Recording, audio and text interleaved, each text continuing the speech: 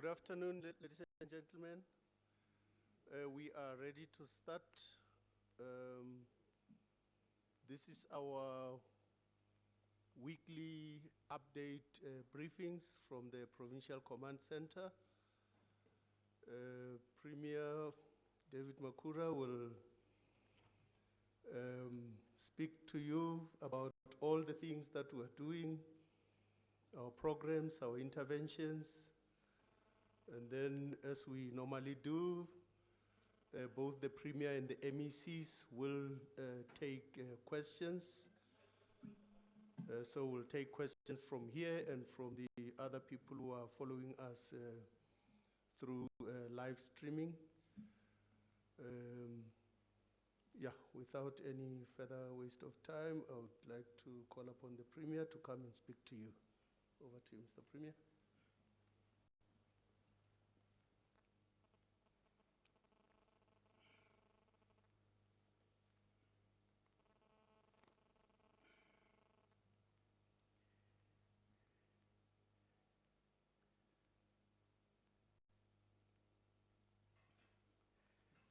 Thank you very much, Thabo. Good afternoon, ladies and gentlemen from the media and those who are following this media briefing from home. Today we do a weekly update of the work of the Gauteng Provincial Command Council. It is an extraordinary media briefing because this week we come to the end of level 5 of the national lockdown and we are transitioning to level 4. So we will also be sharing with you extensively our preparations for level 4. There may be one or two areas where we are not able to say a lot, especially on education, because there's an outstanding announcement the Minister of Education will make this afternoon. But MEC Lesufi is here. When we have presented this update, he will be able to later share with you our level of preparations, whichever way things go with regard to the schools. I always start this briefing with the pillars that underpin our response plan. And those pillars are 6 now. We have consolidated them into 6, starting with the comprehensive health response, because this is a health pandemic of global proportions. We have to do everything to ensure that our healthcare system is ready and we're able to deal with the pandemics to the best of our ability. The second pillar is the food security and social relief response, and this pillar includes interventions beyond food security to include water in areas where there's inadequate water supply, and we have also added some work on decongesting some of our informal settlements. We will take you through that, about the work that's happening between the province and the municipalities. We have a pillar that is about strengthening state capacity and adaptability of our state. It's an area of work that today we will not brief you on, but our Provincial Command Council on Wednesday looked at how we reorganize government. Beyond COVID, things must never be the same in the way government works. We will share with you a little bit more about our economic response. It is something in previous briefings we said to you that we have been busy with the economy, looking at the Gauteng economy, looking at the national economic interventions, and what can we do specifically in Gauteng. We are the economic hub of South Africa. We will also look at the pillar that looks at social mobilization and human solidarity, This is extremely important to deal with the pandemic of this nature. It has such significant social implications. It can't just be the work of government alone. We've got to mobilize various sectors of society to work with us on that. So we will continue to give you updates on what are the other sectors that are doing work with us, especially to get people to comply with social distancing. It's not something you can send the army to police, social distancing. It must be something cultivated into the consciousness of our people. Hygiene measures, you can't send the army and the police to police hygiene measures. It must be something that is a part of the culture change. So social mobilization is also about changing, shifting consciousness of our people in workplaces, in schools, in households, in many public places as well, to change the consciousness of our people, to cultivate these measures that have been imposed upon us, and some of them have to become the new normal. We will conclude by looking at law enforcement and compliance in the new phase, level 4. We'll share with you what our plans are in that regard. An introductory note, many of you who were able to follow us when we spoke at the State of the Province address in February, on the 25th of February at Sefako Makhatu University, when we were launching our plan of action, Growing Gauteng Together. We identified what we call the mega trends, the major driving forces that every part of the world, society, states, economies, every part of the world is looking at that, and futurists have sketched what are the major driving forces that will shape the world, that will shape the future. And you will recall that we also embraced the scenarios of insularity and identified the scenario we want to pursue to build a better province that is inclusive of all. But I want to say that those driving forces which we identified, which we sketch here, demographic shifts, the demographic shifts are happening in many parts of the world, younger populations, aging populations, many other dynamics. We said those shifts will have an impact on the world. Rapid technological change, we identified that, what others call the fourth industrial revolution or digital transformation. Everybody knows that the digital revolution is a key driving force for change. It's reshaping the way we live. Increasing levels of urbanization and rising inequality, we identified those. They are not just the problem of localities, villages in South Africa, or informal settlements or township in Gauteng. Rapid urbanization is a big driver of the way things will look like in many parts of the world, especially in the south, where global populations are concentrated. In Africa, Africa is going to be a key driver of urbanization. Most of urbanization is going to happen in sub-Saharan Africa. And all this has implications on everything we have been doing. Rising inequalities, COVID-19 has exposed inequality as a real sore point. And climate change. So this we sketched out, but we need to say now we want to add pandemics. That pandemics, as COVID-19 has shown, and COVID-19 is going to change the way, it's going to be one of the key driving forces about the way the world will look like, workplaces, the way states will function, the way people will live. It was understated that this is pandemics, the outbreak of pandemics is a very key disruptor. It's a major disruptor. And it's a significant existential threat that warrants not just national planning and national coordination, but it warrants global coordination. In the past pandemics that would break, like an epidemics, would have been seen as problems of developing nations and poor countries, Ebola in Africa. You would have other pandemics that would affect countries that have weak public health systems.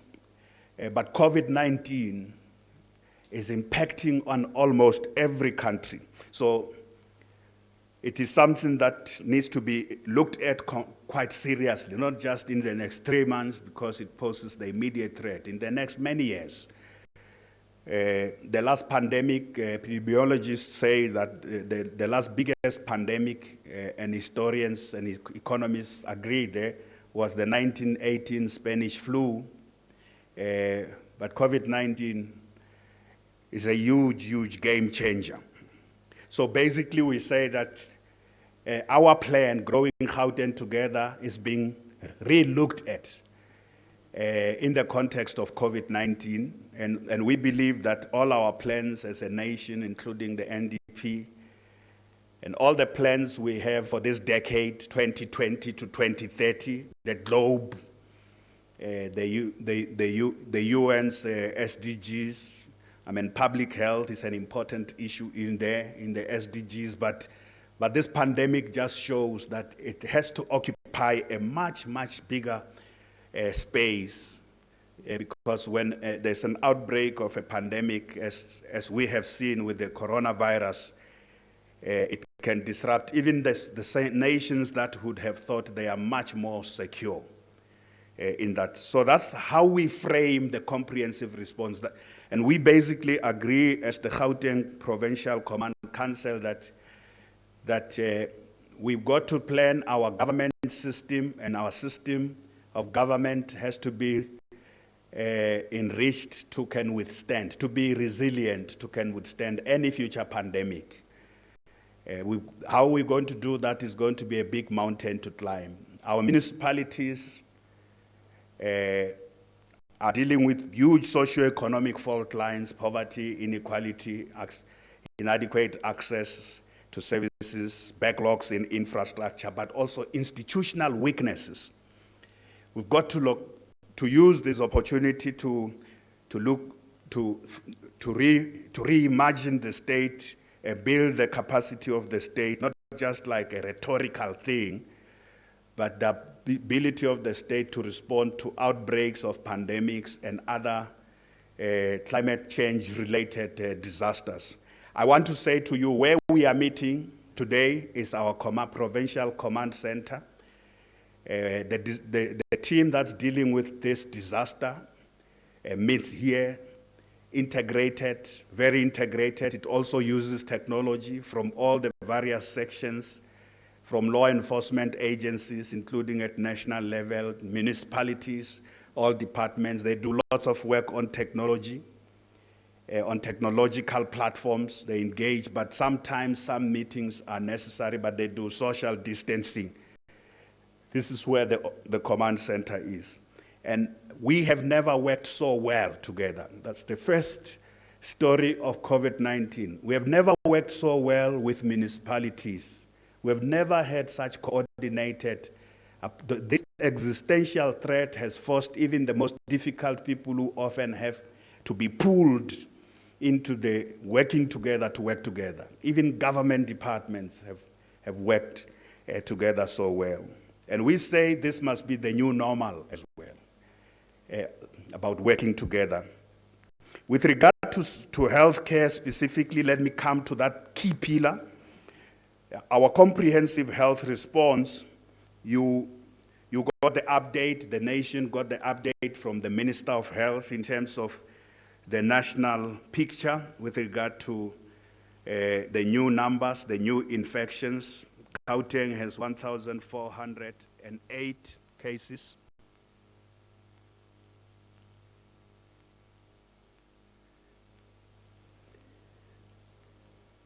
So there is and then there's a full breakdown of the different provinces, which we watch very, very closely ourselves. I won't bore you with that. Let's look at the breakdown in Gauteng province, the numbers as you would have them. Out of that 1,408 908 cases. We have 948 recoveries. That's 67%. And we have active cases being 449. That's just about, that's exactly 31%. And we've got 11 recorded death. And I would like to take this opportunity to convey our condolences to the families of the deceased. Yesterday in particular, Gauteng had 3 deaths announced. Those deaths have happened over 2 days. And I want to report that what we do as the province when there is death in our hospital, we report the case to, that's the protocol. We report that this case gets reported to the national minister. There's also verification around the cause of death. And it's only once the national minister has announced those cases that we include them in our numbers. We wouldn't want to breach that protocol and start announcing these numbers. As the province, we respect that national protocol. What is our story basically on our numbers is that 67% of those who have tested positive since the first case on the 5th of March have recovered. And the exact number of that is 948. I've given you that number. The mortality rate is 0.7%. That's the mortality rate in our province. As I say, for a while we had 8 cases and 3 cases added yesterday to 11.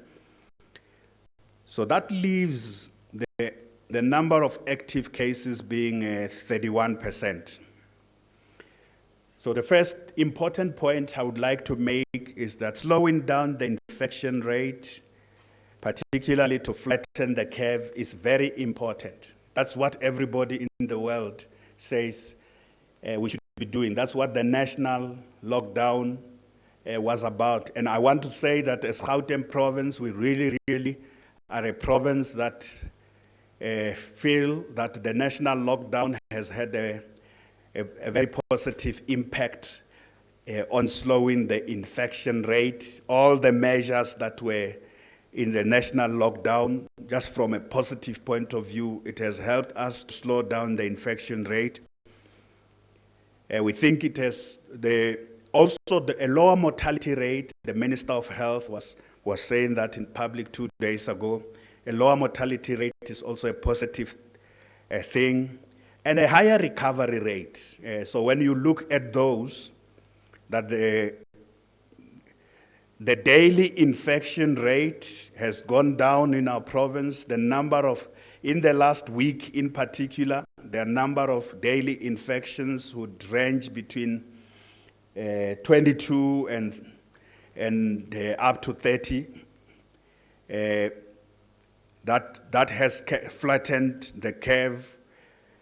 And as that happens, the number of recoveries have been increasing on a daily basis. So it is important that as a province, we say that the period of level 5 we are coming out of, because we were a province that the infection rate was just spiking up. You know, the first, when the international airport was open, especially OR Tambo, the number of people who were arriving, and every day our tracers picking up the problems and how many contacts they would have was huge. So in the last 5 weeks, we have been able to see a much lower. And this has given also our tracers an opportunity to literally trace everybody. I'm going to give a report on the success rate in terms of tracing, because that is crucial. So I want to, this graph basically gives you a sense. The point I was making, the relationship between positive cases, recoveries, active cases, and mortality, death. So you will see the blue graph there, it's the curve. So that looking at the Gauteng curve in between the 23rd of March and the 26th of April, we just excluded a few days, 2 days from there, you would see that the curve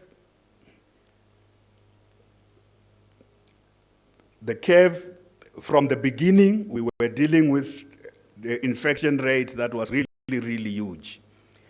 There was a period where we were getting 207 infections a day, and up to 300 infections a day. So now we have been able to stabilize.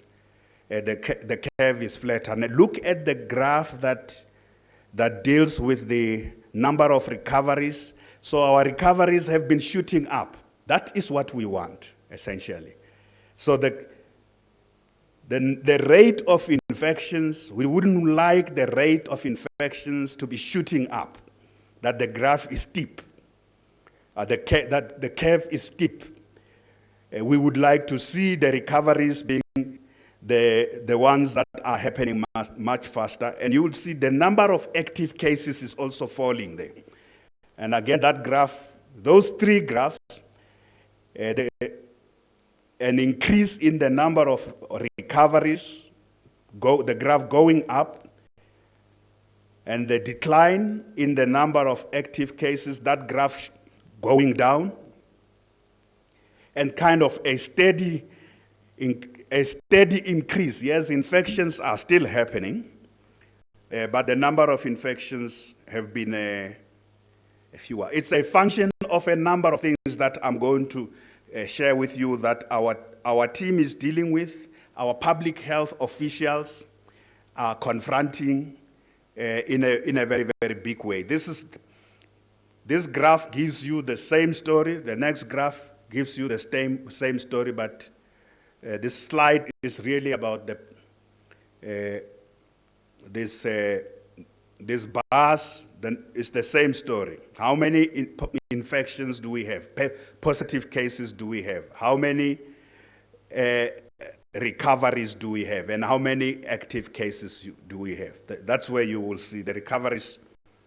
The number of recoveries are higher and the active cases are fewer. And then particularly death, the number of deaths are much, much fewer compared to the number of active cases. We're not comparing ourselves with any province. COVID-19 is a painful pandemic that impacts on our people's lives. Infections anywhere in our country, anywhere in the continent, and anywhere in the world, it's a human disaster. Death is a human disaster. But we are continuing to just map the data about the trajectory. The important thing about this is to give us the sense of the trajectory of the pandemic in our province at the stage where we are now. And so that's what we are doing. We are tracking, as the numbers are coming out, we are tracking to, and we do this, we use this data also to inform our tracers and other decisions, to plan the model that we are using to do new infrastructure, to plan for quarantines, to plan for new beds. That's why we use this data. We also share with you today the breakdown of the regional picture with regard to the positive cases, the active cases, recoveries, and the mortality rate. You will see that at least so far, Ekurhuleni, and the Ekurhuleni one happened in the last week. Ekurhuleni had much greater recoveries, 71% of the recoveries in Ekurhuleni. Johannesburg, 67% of the recoveries. But as you know, Johannesburg, the numbers are huge. That's the region, the district, the metro that was hardest hit. At the beginning of March, from the 5th of March, so there was a period where 70% of all cases in Gauteng were happening in Johannesburg. So even in Johannesburg, the infection rate has slowed down, and we had seen Ekurhuleni having more infections. That's why in the past 2 weeks, Ekurhuleni had more infections. The numbers have gone up. That's why we are monitoring the recovery rate there. We are interested in that to see, so how many people should our public health system still be worried about, who need to be monitored, who need to be supported in one way or the other. Tshwane, the recovery rate there is 66%. Sedibeng has a lower recovery rate because it has a low infection rate. That's 15 people in total. We had 15 cases in Sedibeng. Out of that 15, you'd see the 33% is 5 people. In numerical terms, 5 is a lot, but in ratios, it's a very small a small number compared to the others. So that in total gives you what the Gauteng recovery rate is. We also show the mortality rate region by region. The region that has the highest mortality rate in our province, there are 2 regions, is Johannesburg at 0.7% and Tshwane at 0.7%. Ekurhuleni has a lower mortality rate of 0.6% amongst the metros. But Sedibeng has actually, Sedibeng has there's no death. So in that sense, they have a zero mortality rate, 0% mortality rate. Again, we're sharing with you what is important: recoveries, death. If you look at the breakdown of the active cases in our regions, so you would see that Johannesburg, which had a load of positive cases, has a huge number of recoveries in numerical terms, and the number of active cases are 279, much fewer. Ekurhuleni story, I explained to you that just in the last week we had a significant improvements in recoveries there. There's only 92 people who are still positive there. Tshwane has been very stable. The important thing is that there was a period where Tshwane, between the airport, that's OR Tambo International Airport, what Dr. Masuku says, they call this the triangle. So there were lots of, in the early cases of infections, a lot of cases would be essentially from the airport to our seat of government. We had more cases at the beginning there together with Johannesburg and portions of Ekurhuleni. But the infection rate in Tshwane has been very, very stable so far. And they have a fewer number of cases in that regard. We must say that with regard to the mortality rate, we were concerned. There are several deaths that occurred in the West Rand. The West Rand has a lower population in our province. Some of the early indications about the number of deaths that had happened in the West Rand worried us a lot. It is a matter that our team of public health professionals have been looking at about where those cases have happened, including in some of the facilities that we got worried about whether those, especially private health facilities, and it's a matter that Dr. Masuku is dealing with very, very closely with Professor Lukele, our head of Department of Health. So if that is the picture with regard to positive cases, active cases, recoveries, and mortality, the next story we want to share with you is around the contacts. Because the issue of tracing of contacts is very, very, very important. That's the only way you can get a full picture of the threat ahead of you. Together with tracing contacts and testing more people and screening, you have a real sense of what is it you are not seeing.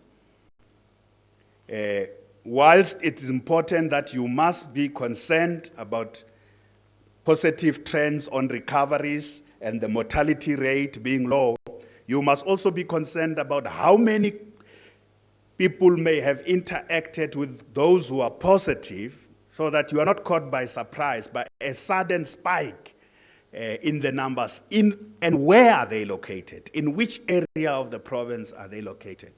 And what's the risk in those areas that they can infect more people at one go? So that's what our contact tracing teams have basically been doing.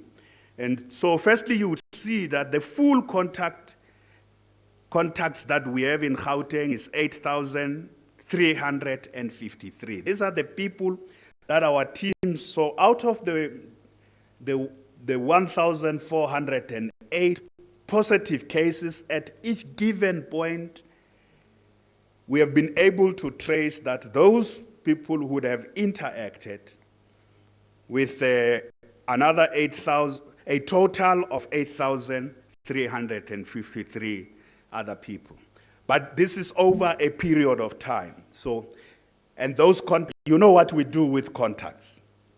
The contacts, the first important thing is to ensure that those contacts don't, should they be positive, they don't infect others.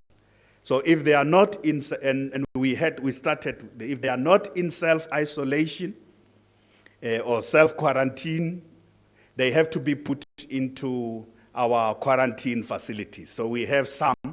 We'll show you later in this presentation how many people we have had in quarantine facilities. But the good story, out of this 8,353, there are 5,803 people who were discharged from being contacts that could spread the infections.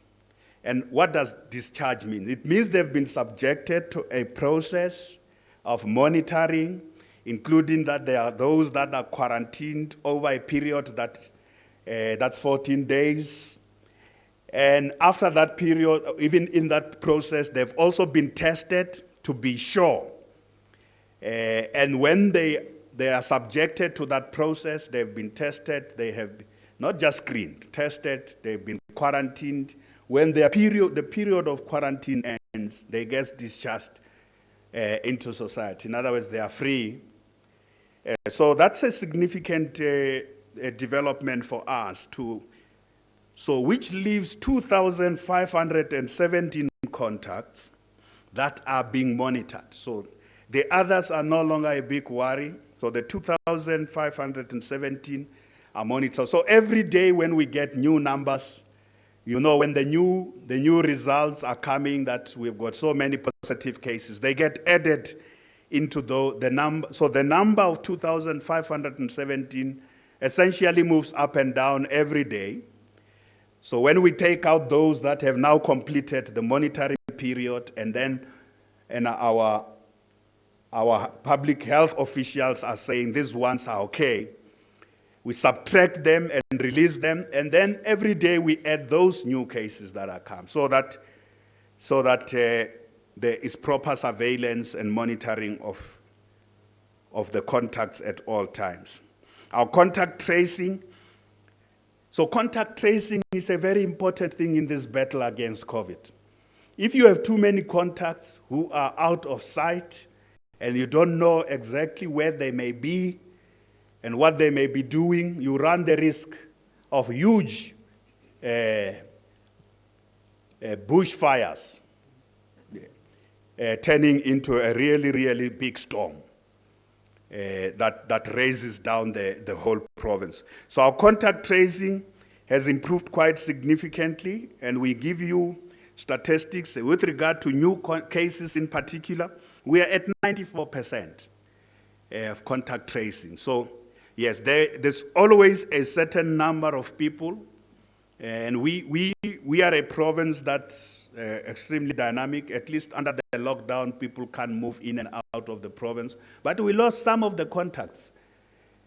And some of the people who left the province just before the national lockdown happened and went to their home provinces.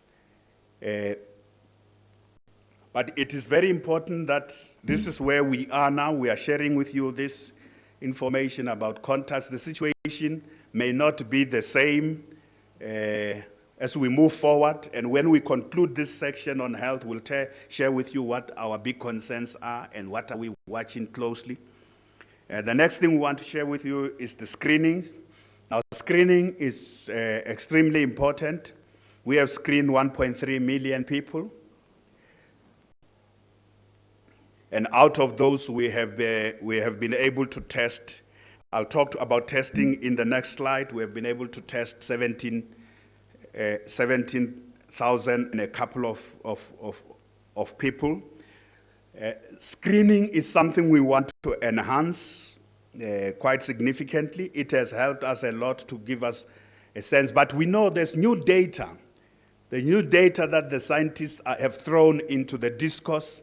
And that data is that 50% of people who may have contracted COVID-19 may not have symptoms. So as you know, screening is about checking symptoms. Do you have this symptom? And then you get tested.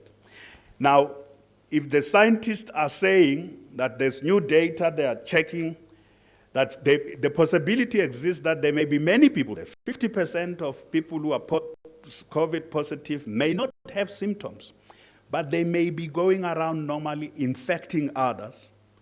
So you would have, once that comes to the fore, you have to revise what you are doing. That screening is important, and I just want to say to you that we want to screen 5 million people in Gauteng over the next, in the flu season. We are entering the flu season now, May, June, July. We want to screen 5 million people. We'll continue to do screening. But you'll hear what I'll say when I talk about testing and what we're also doing in addition to screening and testing. What do we do to deal with the challenge of the flu season, about the flu vaccination? I'll show you the numbers that we have done so far just in this month. So screening we will do. It's important. At least those who have symptoms, we're able to refer them for testing. But we don't want to rely only on screening anymore, given the changing dynamics of this pandemic, according to scientists.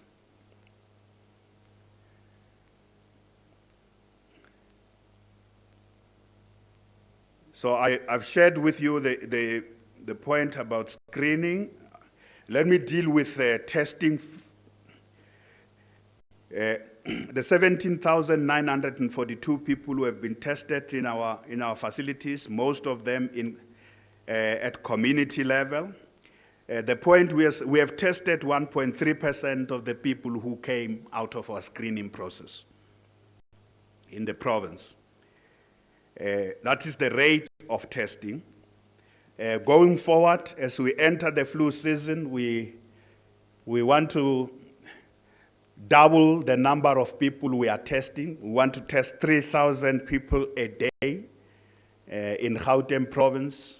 And testing is also a function of a number of things, including the availability of testing kits, global value chains. There are others buying elsewhere in the world. How many test kits are available? But we have looked at a number of existing capabilities in our academic institutions, the academic laboratories. We have the advantage as a province that has university hospitals, training hospitals. Those training hospitals have got significant training capabilities, not just for training, but also the laboratories. We also want to partner with other players in the space. There are also NGOs that have capabilities for doing this work. So we want to increase our testing capability to 3,000 a day, particularly during this flu season in May, June, and July, because that's an important testing tells us what is it we don't know. So that we don't only watch what I was explaining to you earlier on, it's what we know.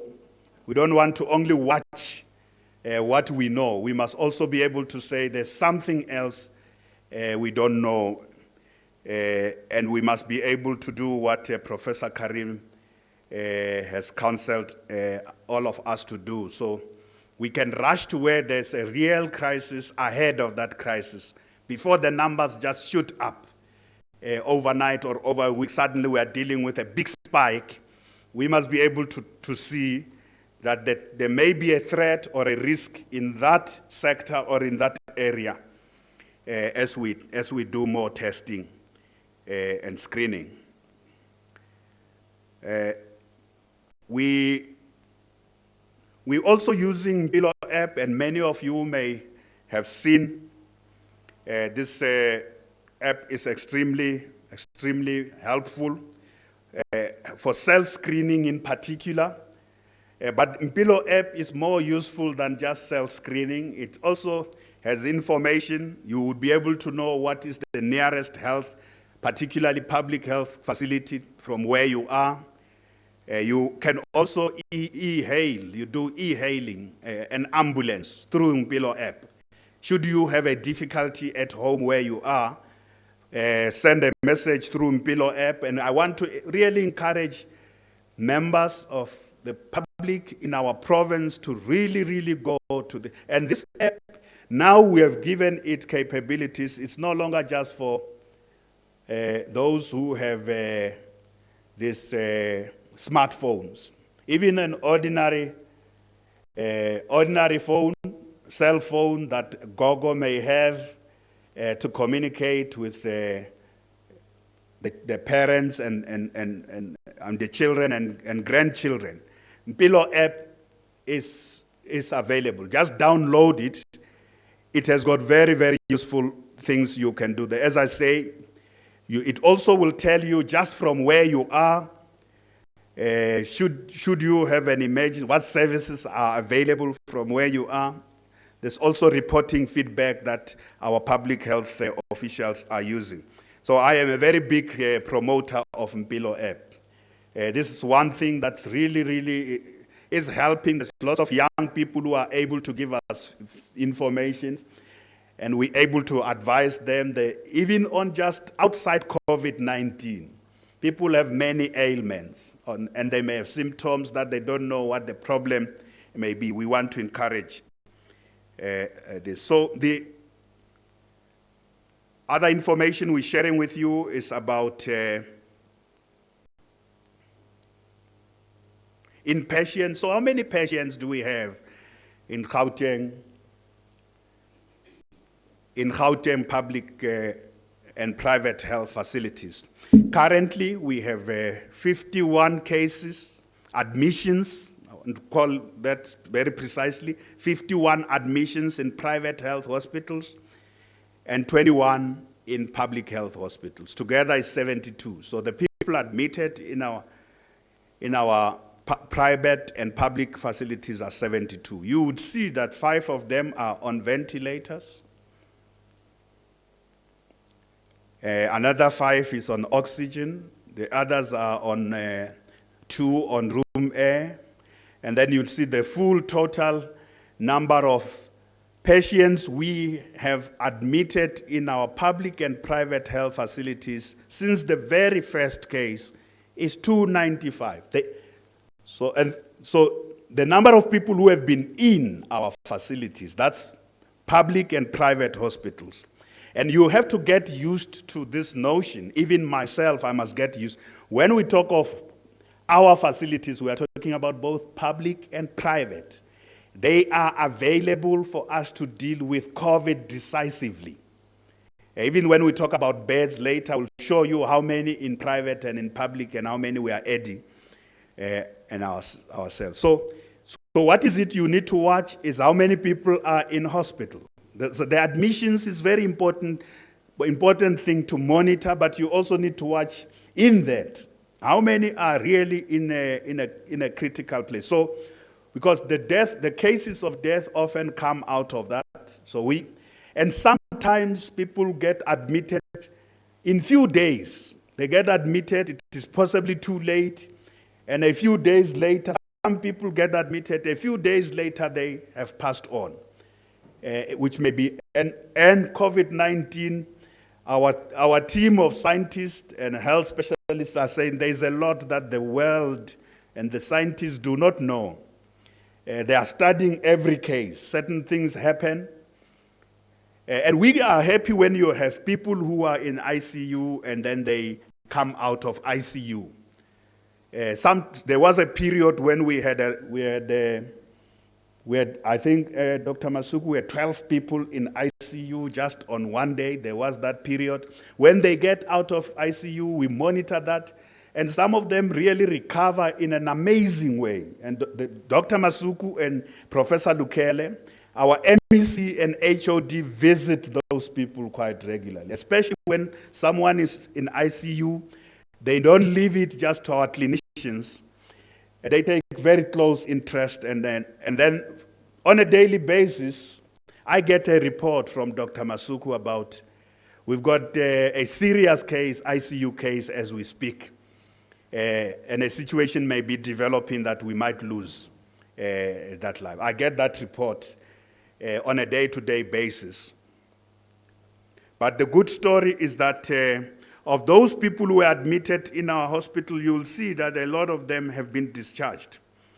186 of them have been discharged, and we lost 11 people, as I said at the beginning.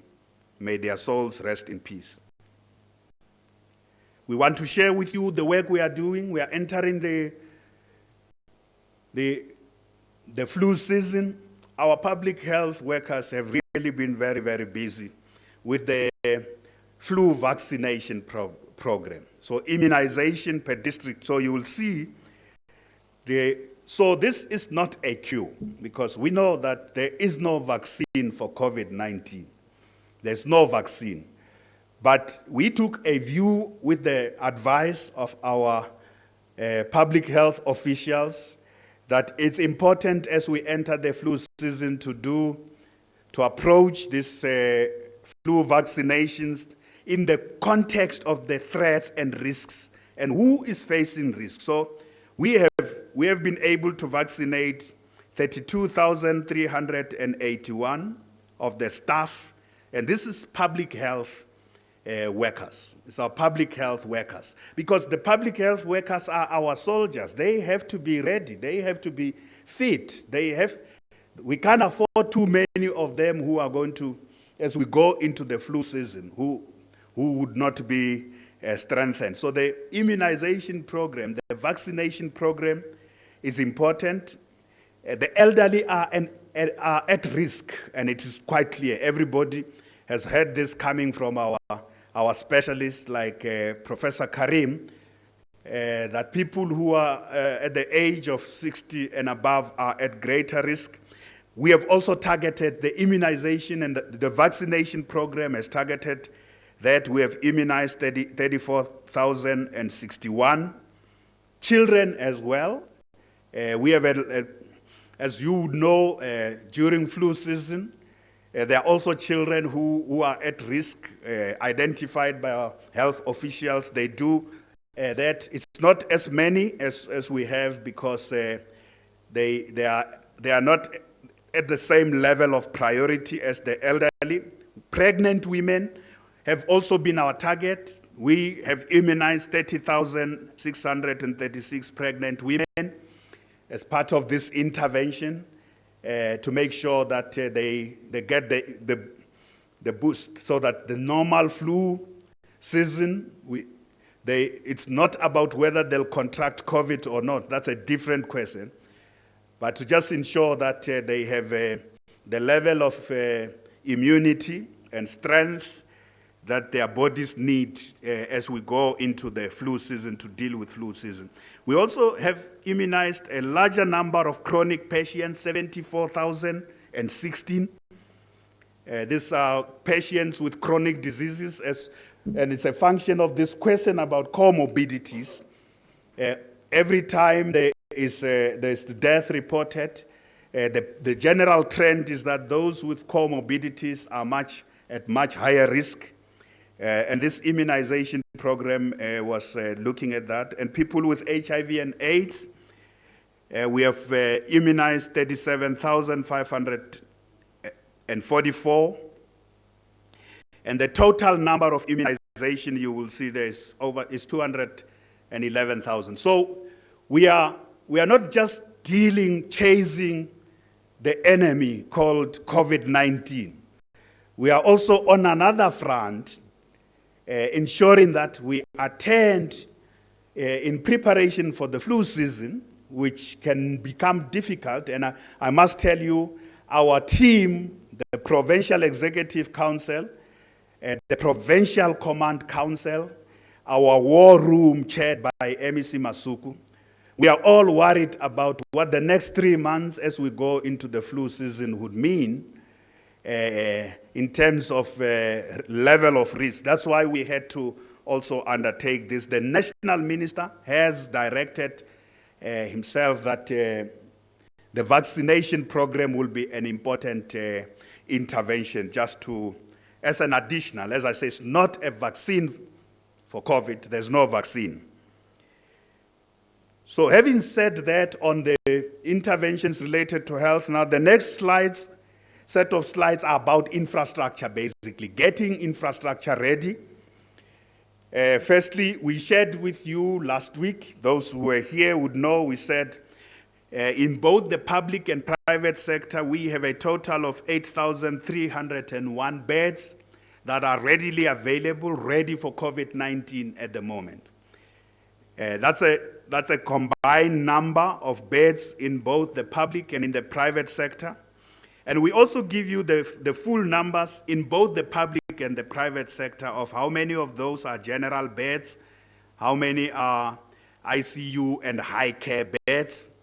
And we have mapped also using the scenario of what is both the worst case scenario and the best case scenario. We then use this data to say, if we have so many beds that are readily available, and should we go to the worst case scenario, what is the gap? How many more beds are we going to need? And we are planning on the basis of adding another 1,700 beds, and the new additional beds will be added in the existing facilities. That's the choice we have made. Existing facilities, instead of putting too many filled hospitals, we are putting this infrastructure, additional beds. This additional 1,700 beds will be added to expand our existing capacity so that we can use these beds beyond COVID. Of course, you know, at Nasrec, we've got a facility there for quarantine, but we will also add at Nasrec a few beds as we prepare for a scenario that may be more than what we hope for. We will also add about 500 ICU beds at Nasrec. So for beds, hospitalization beds, that's what we are doing. This program of upgrading our infrastructure is continuing extremely well. Of course, with more funding, we can do better. And last week, I did, in front of you guys in the media, I did say to the president, we will need national support. All provinces will need national support. And we are very happy that so far, our national Minister of Health has been very, very supportive to everything we are doing, together with the Minister of Finance. Because the provinces on their own would not be able to carry this burden. It would be too huge. So in addition to the hospitalization bed, we have 5,339 beds in quarantine facilities. So separate the two all the time. Don't confuse a quarantine facility with a hospitalization facility. The beds are not the same. Beds for sleeping whilst you are waiting it's not a hospitalization bed. A hotel bed or a lodge bed is not for people who are lying in hospital being treated. I know some people confused the beds at Nasrec, that they didn't look like hospital beds. They are not meant to be hospital beds. And we working with national departments. You know, our province is the seat of national government. So some of these quarantine facilities are owned by or are under national departments, others are under provincial departments. So we are working extremely well with our national departments, especially the departments like Home Affairs, Higher Education, the departments that often have difficulty, and DERCO. When you have particularly tourists who would have arrived here in our country before the lockdown, about who is responsible for quarantining them. So we share this responsibility with our national department. Students who came from China were quarantined by the Department of Higher Education. So these facilities are there. That includes also private facilities. And individuals also are able to self-quarantine in hotels. That would be only open for that purpose. And that kind of work is happening. There are hotels that are open just for COVID as quarantine facilities. They can't admit people for any other thing in there. So we want to continue to increase the number of quarantine facilities. And I've explained that, in fact, at NASREC, we will increase from the 500 we showed you last week when the president was here to 1,500 quarantine beds, and add another 500 beds there, which are hospital beds for ICU.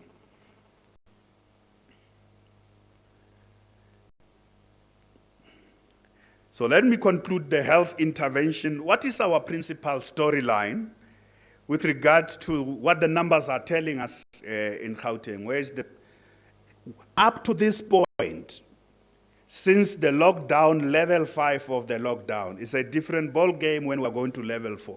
What's emerging from firstly, the global story is that health is not a luxury. Health is a human necessity. Health can't be something that is treated at the back burner, puts there at the back burner.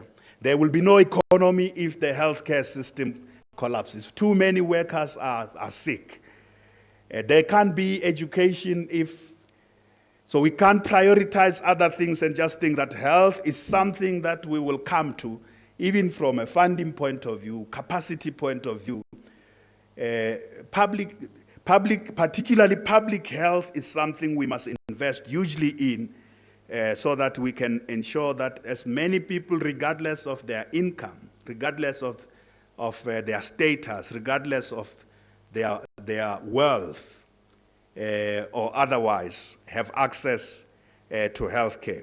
So the second important thing based on this is that in Gauteng, this crisis gives us an opportunity to fix our public health system. We have learned from life as a Dimeni, that tragedy, that we have to do everything to attend to every part, including things we may not see now.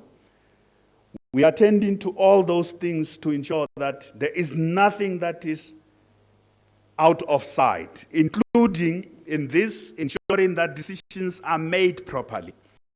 And I want to emphasize that all the issues that we are dealing with in our health response are discussed by our Provincial Executive Council.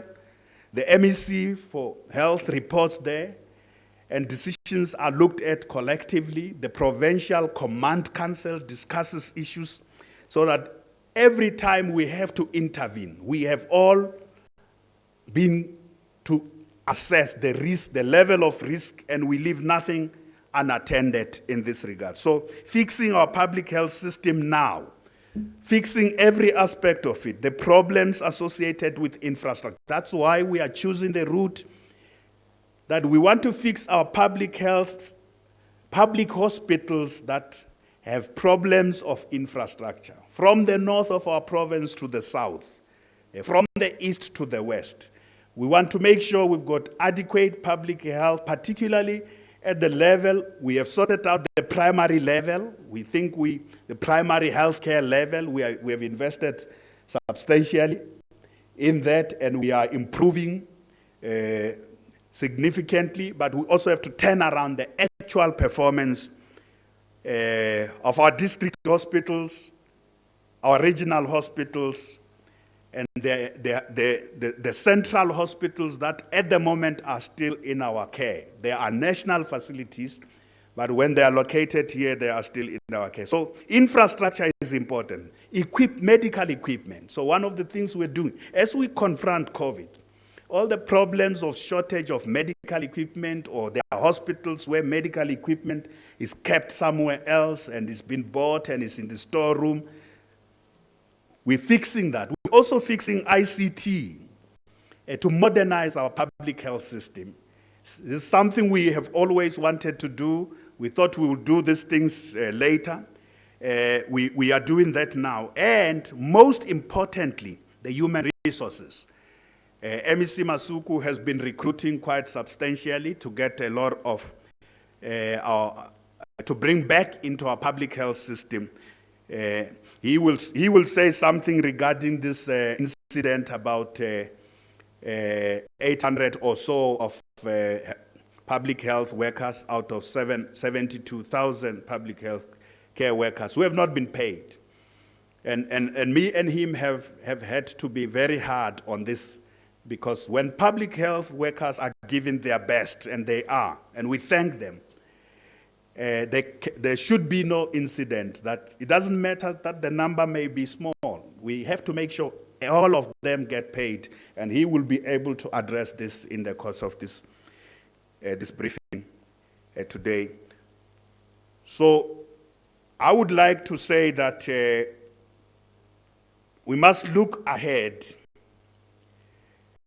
because the scientists are telling us that instead of thinking that COVID-19 is just going to come as one peak, there may be several waves. We may think it has come and gone, it may come back, and there are parts of the world where they are experiencing the second wave, and there may be the third wave. Instead of thinking that we're just planning for 3 months, we must internalize it.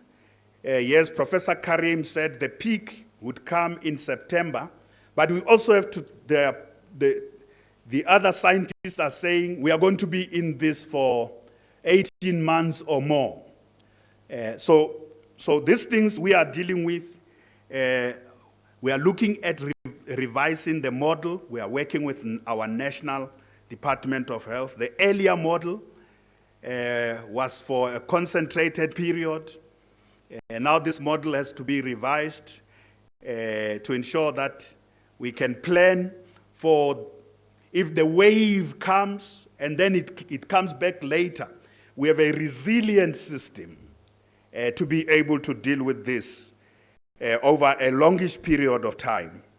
And for that, we have to ready our public health system with infrastructure, with medical equipment, with human resources, and with the appropriate technologies that's available in the world. And we must also strengthen the interface and relationship between the private healthcare system and the public healthcare system. We are a province that's lucky. We have a lot of private health facilities in our province. They are regulated by us. But we want to enhance the interface and relationship and collaboration between us and those. And I've said some good news have to do with basically the fact that since the lockdown, the mortality rate has been low, the infection rate has been slower. We have been able to be effective in tracing contacts and even in monitoring, including discharging those that have been released back into society because they don't pose a threat anymore. And this story, going forward, this inspires us. We have also used this period to learn, because we want to agree with that the big challenge still lies ahead. So if that's good news, what is it we want to do? We want to improve in the area of screening. I've already indicated how many, and testing. We want to, particularly in the area of testing, we want to do this 3,000 tests a day and screen more than 5 million people. What is the big challenge? The big challenge is and this worries us, is that the level 4 and the opening of the other, and we understand perfectly and agree with the decision of the National Command Center announced by the President that the country must move to level 4. There's no question about that, so that we start to deal with aspects of COVID's impact on the economy and livelihoods. We agree with that. But let's tell you what worries us. So what keeps me awake is, so given what we have been able to do in the last 5 weeks, and now the first thing is that we know Gauteng province is a province for everybody. It's a province of people who come from across the country. At least the national borders are still closed. The airport is still closed. That makes us happy. We won't be watching the airport. But what worries us is interprovincial movement. So we have people who left this province, they work here, this is their home, but they have homes in the provinces elsewhere in the country. A lot of them, there are 2 provinces, it's KwaZulu-Natal and Limpopo. A lot of people who live and work in Gauteng come from those 2 provinces. And then the Eastern Cape, and then you will have Northwest and the Free State, the smaller numbers, Mpumalanga, Northwest, Free State are our neighbors. But the largest numbers would come from Limpopo, followed by KZN and the Eastern Cape. So we know elsewhere in the world, we've also been looking that in migration, in other words, migrants inside one country, people from one region to the other, in migration has also been a key driver of the resurgence. So just when you think you have contained COVID-19, and especially when you reopen the economy, and if it is done in a way that is too soon and too much, you can hit another huge spike. We are worried about those who are coming back. Yes, they live here. This is their province. This is our province. This is their province. They are coming back, especially those who are coming back to work. The regulations allow that. And those who are coming back home, who can't go back home, like they defied me when they decided to go back home. They will only be allowed to come back once.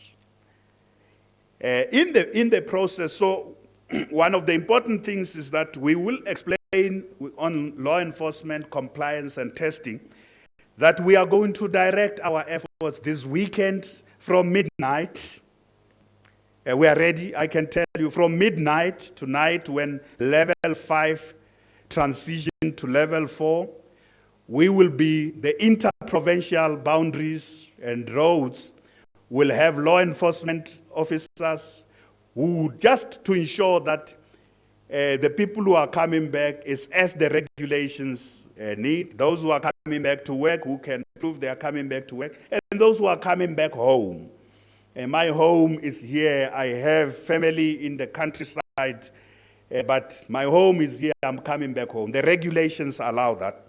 But the good news is that we are going to do screening and testing on those roads.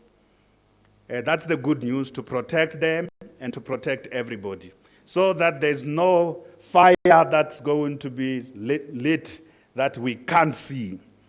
So that's what we're going to do. We are also going to be looking at the sectors of the economy that are open. Retail is a big concern for us. The retail sector can be a source of transmission. We see that in the Western Cape, because we also study what's happening there. Because we are interested, they are our fellow citizens. We are interested in, we are concerned, we are interested in what's happening, what's causing this.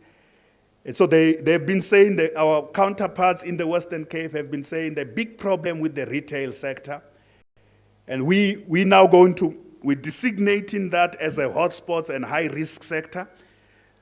All the other sectors that are going to open, there's going to be significant focus on, when we do testing and screening, we are going to be working with the employers to make sure that the firms that are open also put in place these measures that the regulations say they must. and also ensure that where you have high concentration of workers and high risk, we also work with them. We have seen in some of the retail shops like chemists, in other words, pharmacists in our province, they have been hotspots for the increase in the number of cases. So sectors of the economy and sections of the population that are of high risk, we are going to focus on them. Because we have also been testing in facilities where the elderly live. We have been screening and testing also in facilities where the most vulnerable, our mental health care users are, because we're concerned about them. Those facilities elsewhere in the world, the elderly homes, can also be places where there can be huge transmission, and the mortality rate can just be driven by that, because that's where you have old people who are living. Having taken a bit of time on the health measures, I want to say briefly that on food security and social relief, we have been able to provide food relief to 52,776 households, not individuals, households. The number of individuals in these households, because the average household in Gauteng is 5 people, the number of individuals who have been able to provide food relief with is 261,375. Just since the lockdown. The big thing is that the demand for food is huge. Even with that effort, it's not enough. We have seen more people, including those who used to work, saying that they need food relief. We are happy that there's been the introduction of the COVID-19 grant. We hope it will assist, that COVID-19 grant will be able to assist. We will continue to work with various sectors, including NGOs, foundations, businesses who are providing food relief, but we want to call for more coordination. Some of the businesses just walk into communities and cause a big problem, long queue or a stampede around food distribution. We also we are piloting the e-voucher because we want to eliminate this issue of buying food, keeping it in the food banks and then distributing it. That's where problems are, corruption happens in the process, overpricing happens in the process. So MEC Sufi, as the acting MEC for social development, is working round the clock to pilot the e-voucher so that those we are supporting with food relief can just get a voucher. They will decide where to buy food and how much at a go, so that we are not involved. There's no big issue. Food distribution in Gauteng, we want to emphasize, is not done by any politicians. No public representatives are distributing food. It's done by officials of the Department of Social Development, and they are doing so working with other officials. So that's all about food distribution. We have also been dealing with an important issue of human settlements. We have identified 3 areas in Tshwane where we are going to do de-densification and resettlement of people. 4 areas in Johannesburg, 5 areas in Ekurhuleni, and then the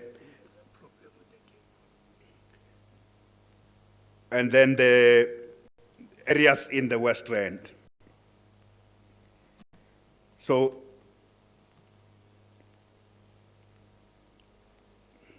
I'm sorry, they have disrupted me.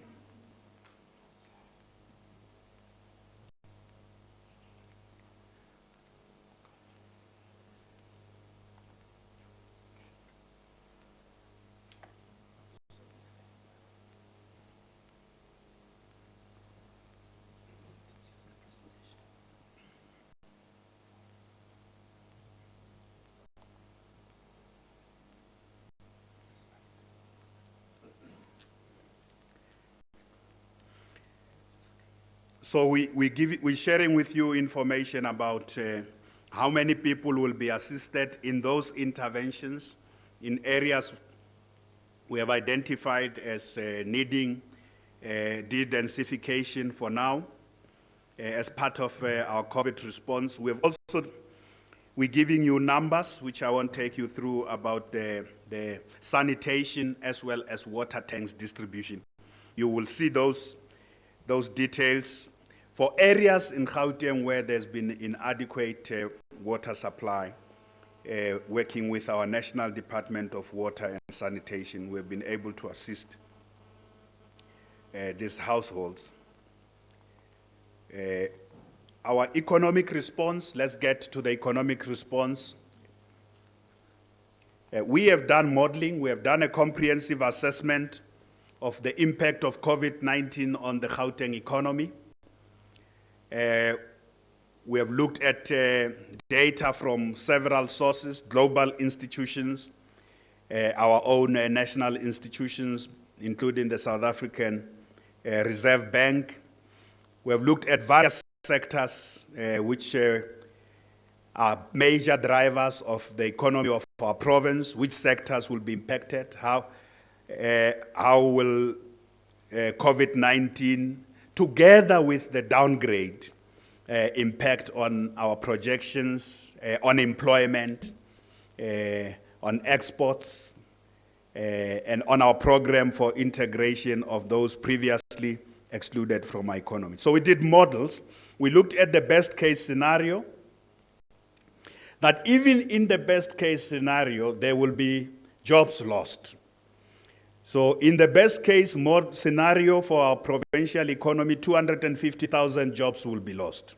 And we say to you, that's the best case scenario. It means that the best case scenario is not so good itself. So job losses are inevitable. So in the best case scenario, at least 250,000 jobs will be lost. And the worst case scenario, 500,000 to 600,000 jobs will be lost in the Gauteng economy. And this is a function of, unless certain things are done to mitigate this, so, and where are those certain things going to be done? And we are glad that already the national government, as announced by the president, has put in the socio-economic package to mitigate. Part of it is about social relief, but the other is to mitigate the negative impact of COVID-19 on various sectors of our economy. In other words, to assist various sectors of our economy to be able to continue to operate. So we appreciate that, and as you know, we are the heartbeat of South Africa's economy, so we are working with various sectors to focus on how they can access those that package.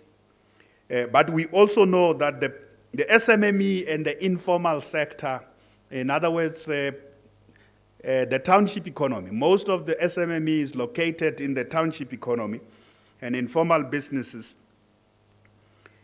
will not be able to get that full help. The Minister of Small Business Development was already saying that, she was already saying that yesterday. I read that in the paper today, that that money is not enough. So we want to focus. So whilst we help the mainstream sectors of our economy, the big sectors in services, in manufacturing, to access the national support announced in the package by the President and the Minister of Finance, we want to help them access that. But we know we need to do much more, particularly for the small businesses in the townships of our province. And it is for that reason that we will be able to share with you what intervention we are making to help those. So I want to share, you would see, there's a slide that shows you how different sectors of the Gauteng economy will be impacted by looking at the two scenarios. The worst case scenario, the shrinking of the economy or the contraction of each sector varies. Food and beverages will contract by 6.6%.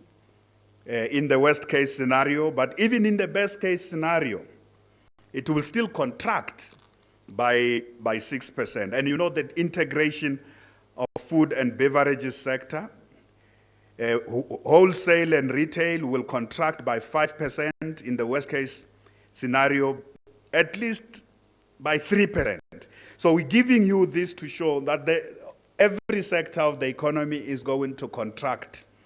And I think one of the big economic debates is whether, instead, we're no longer concerned whether there'll be a recession or not, the depth of the recession, and whether there will actually be a depression or not, an economic depression of the size that was seen before the Second World War. And we've got to do everything to work with the various sectors of our economy and our national government to address this, including ensuring that we emerge with the new economy, as the President said, an economy that is much more inclusive, sector by sector.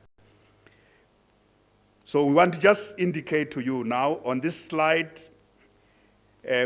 so what are the specific measures? So the first thing we are going to be doing is we will continue to enable SMMEs and township businesses to access the market. Even as we deal with COVID-19, it is absolutely important that what we're buying, even for the healthcare sector, we focus that buying also on what is it that gets produced in our economy, instead of just bringing everything from importing everything, to help boost the sectors of our economy that can produce, that are producing those things that we need now. So access to market is very important. And in Gauteng Province, we have what we call a coordinated system of procurement. So whatever needs to be bought by various departments, from sanitizers to masks, various PPE-related stuff, there is a coordination by our provincial treasury to make sure, firstly, that we don't exclude the small businesses from that. We also include the township businesses where they are able to provide what is required on PPE. Of course, many of them would not produce more technologically driven PPE, but they would be able to do some in this regard. So that's a decision we have taken as the Provincial Executive Council. So it's important what we buy, where it is produced. Yes, we want to bring other stuff that's not made in our economy, because this is about saving life, but that stuff that our economy is able to make is important. So we are coordinating this approach. So this issue around access to markets, it's very, very important, including the government's buying power, and in support of the local industries. And I said SMMEs and township businesses, but on more advanced equipment, including the ventilators, on more advanced equipment that can be produced also in our economy. We also want to encourage those sectors of our economy and the firms in our economy, advanced manufacturing firms, to be encouraged to be able to produce that as part of our reindustrialization effort. Then there's access to finance. So access to markets is important through procurement. And I want to also say that we also want the cooperatives that are producing school uniforms. We buy school uniforms for our schools. Every year we buy dignity packs. Those cooperatives, we want them also to be able to produce the masks, the face cloth masks. That we are going to need those for our children going back to school. As and when they go back to school, they will be needed, and various employees of government who are not the healthcare workers or the police, those who must not wear the surgical masks, they would need the face mask, the cloth one, where government has to procure for sectors such as the elderly or the children. We want to encourage that government buys from our cooperatives that are part of the businesses operating in our communities. At the moment, they are grounded. I want to say access to finance. We have been working with, in collaboration with the South African SME Fund, which was, as you may know, it was established by the CEO initiative 3 years ago. We have been working with the South African SME Fund, and we have finally reached an agreement with them that together with them, and provincial government will identify in its reprioritized resources a small amount of money we can put on the table. But the SME Fund, the South African SME Fund, will put a huge kitty of its SME funding. So the total amount we will have will start with R1 billion, 1 billion rand. And I want to say this 1 billion rand is to enable SMMEs in the townships in particular that are, some of them are open. They are supposed to be operating as part of level 4, but they don't have enough credit to be able, because there was a shutdown at level 5. Many of them can't even as we open now, they have great difficulty about how are they going to cope. So they will, this 1 billion Gauteng specific partnership fund, we call it the Gauteng SMME Partnership Fund.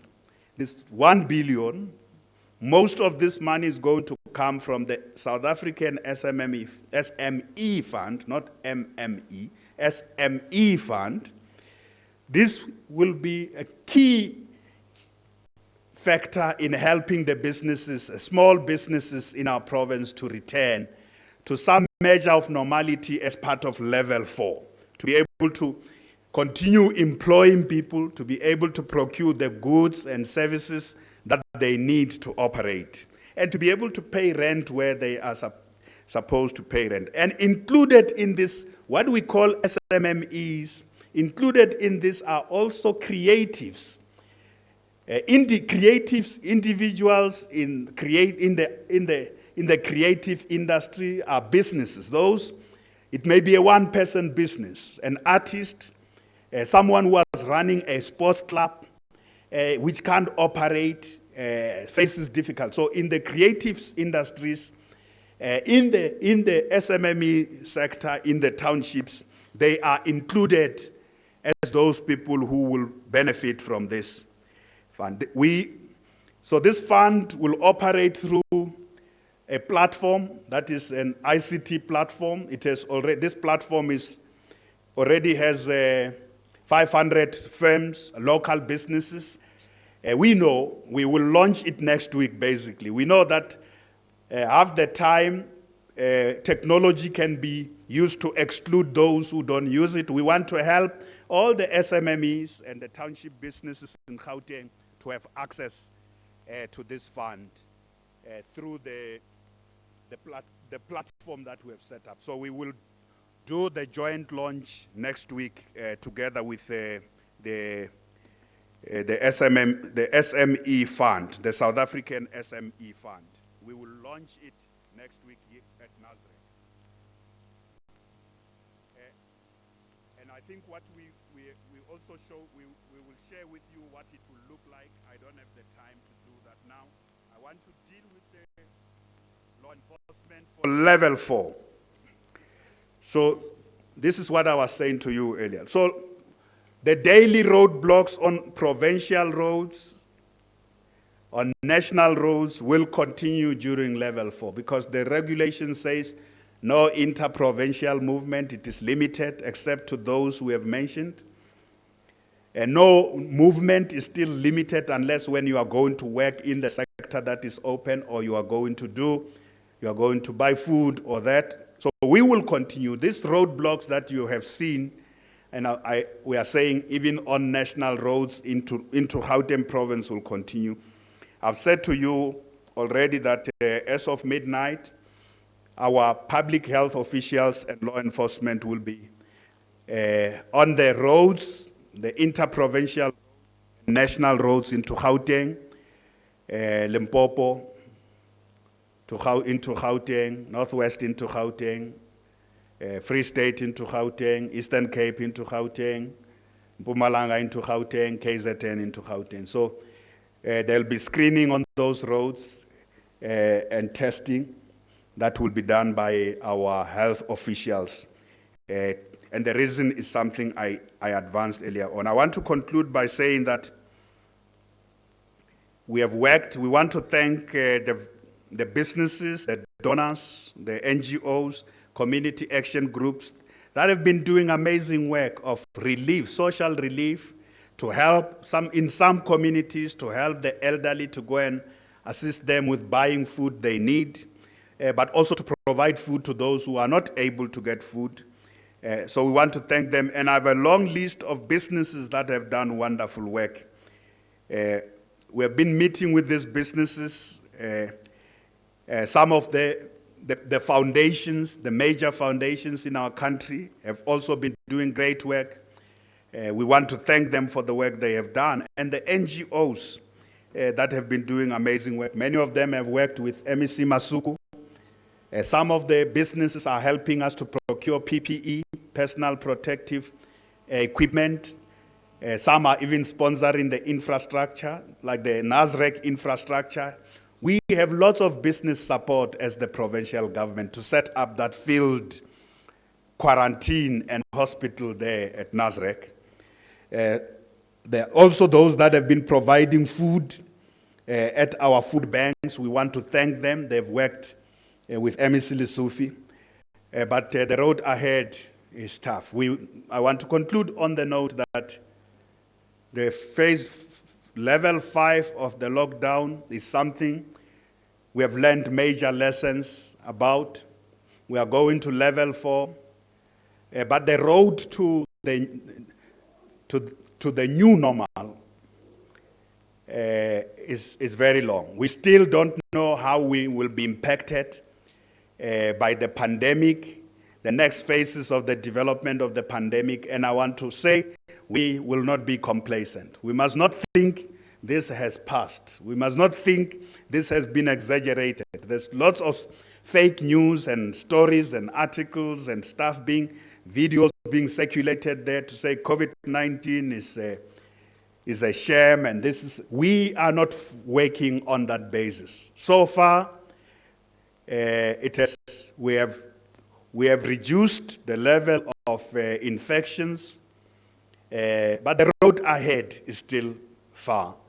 The rate of mortality is low in our province, but the road ahead is still very, very far. And I want to continue to call for more social distancing. All of us needs to internalize this social distancing as a norm. Sanitization, workplaces, and everywhere else. And the provincial government is also reimagining its own operational model, its own operating model. Every department will be touched by this, including how many workers, including those in senior management, those who are 60 and above are a lot in our senior management. We want them to work from home. We want all spaces that are under our control to have these measures, as we insist that all employers must put in place social distancing and sanitization measures. We want to do the same as well. And I thank our healthcare workers once more for the tremendous work they have been doing. And those that have not been paid, as I said, 800 or so of them who have not been paid, we are taking action, and the MEC will explain the action we are taking. That 800 out of 72,000 is 800 still a lot, and we care about them. And those people are being held accountable for this. This is time to pay tribute to our healthcare workers. and they need every attention. I must also say we welcome the Cubans on our shows. The Cubans will join hands with our own very capable healthcare workers. Together as soldiers, they will hold hands to help us defeat this invisible enemy. And thank you so much.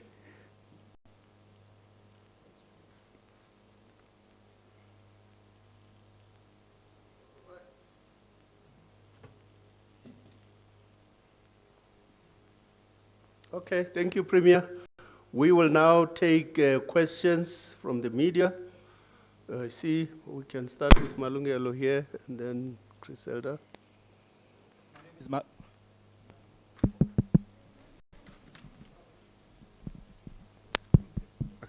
name is Malungelo Boy from Newsroom Africa. Premier, you spoke about the jobs that are likely to be lost as a result of this pandemic. Can you just help us understand which sectors are those and how did we get to those numbers? Because you're also saying that in a worst case scenario, we're looking at about 500,000 jobs that could be lost in Gauteng. The other question is for those people that will be traveling back to the province from other provinces. You're saying that they'll have to provide proof that they're returning to Gauteng for work or they're residents of this province. If they fail to do that, what happens next? Thanks. Okay, all right. This one. Good afternoon, I'm Griselda Lewis from SABC Television. My question also relates to those who will be traveling from other provinces.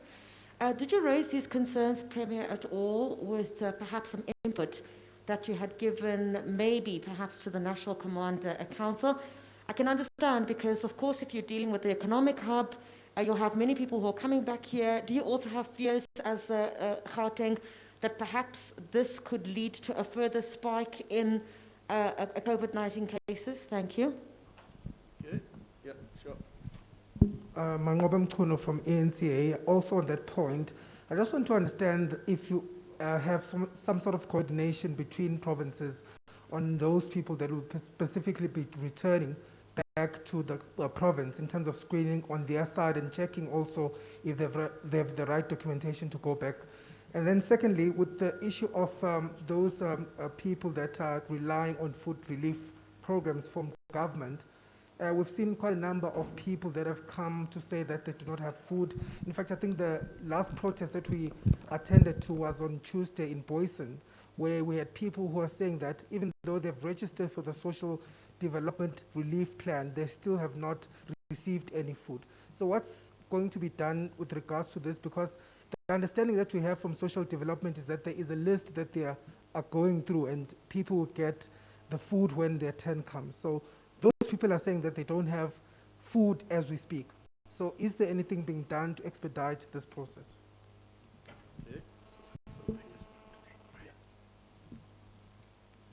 All right, do we have another question? Okay. We will answer those. Some will be answered. Yes. MC Lessufi will deal with the question about food relief.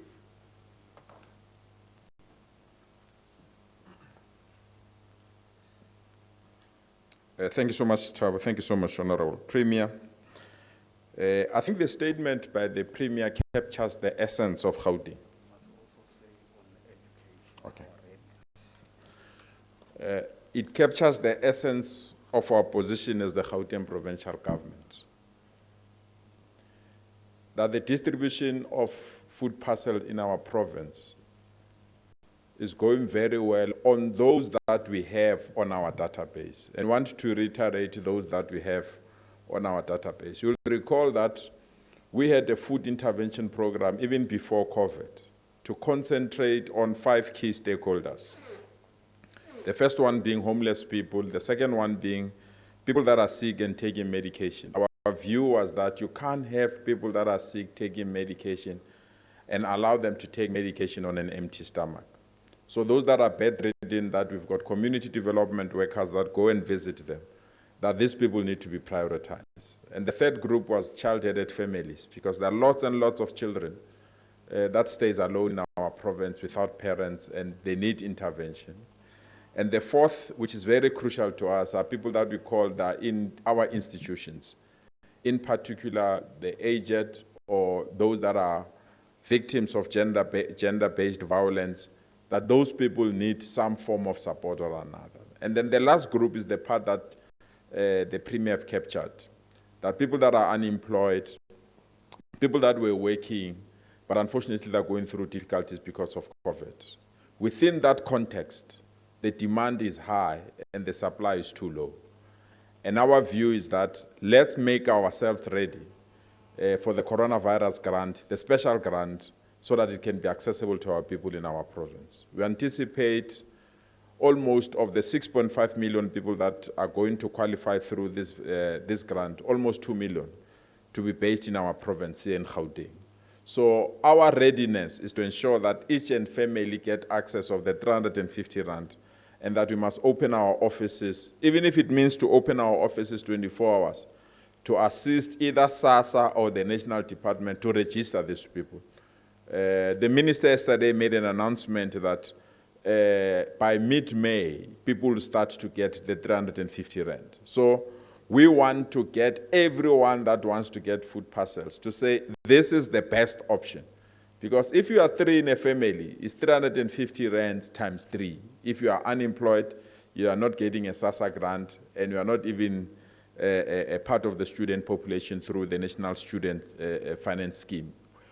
And if 3 people get 350 rand in a family, it brings their dignity, there is choice in terms of the things that they want to buy, but most importantly, they can get whatever they want to buy rather than be forced to have tinned fish or any other thing. So, Mangoba, our approach is very simple. We are putting the systems to be ready to enroll people so that they can get access to the grant. We will continue to provide food parcels to those that need them, but we really believe the intervention for the next 6 months will relieve pressure in terms of food parcels. But we are also introducing the e-voucher that the Premier indicated, that the e-voucher will make it easy for people to choose where they want to spend their money.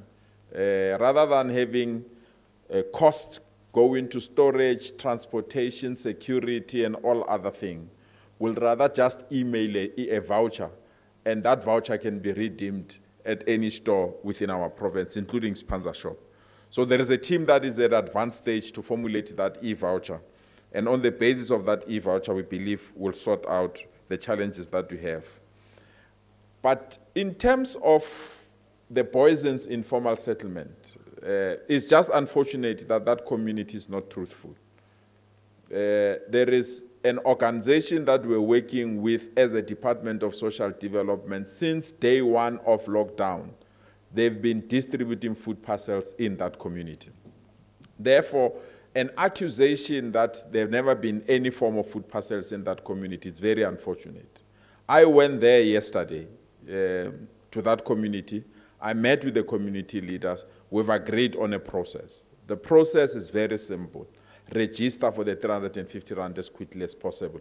But those that still need food parcels, the NGO that was giving them food parcel will continue to provide them food parcels. And that NGO led by doctors, we want to thank them because regardless of the protest and the road blockages, they went through and continued to distribute food in that community and will distribute food in that community. I also had discussions with the ward councillor of that particular ward as well yesterday to clear differences and to clear suspicions on how we need to manage the situations of poisons.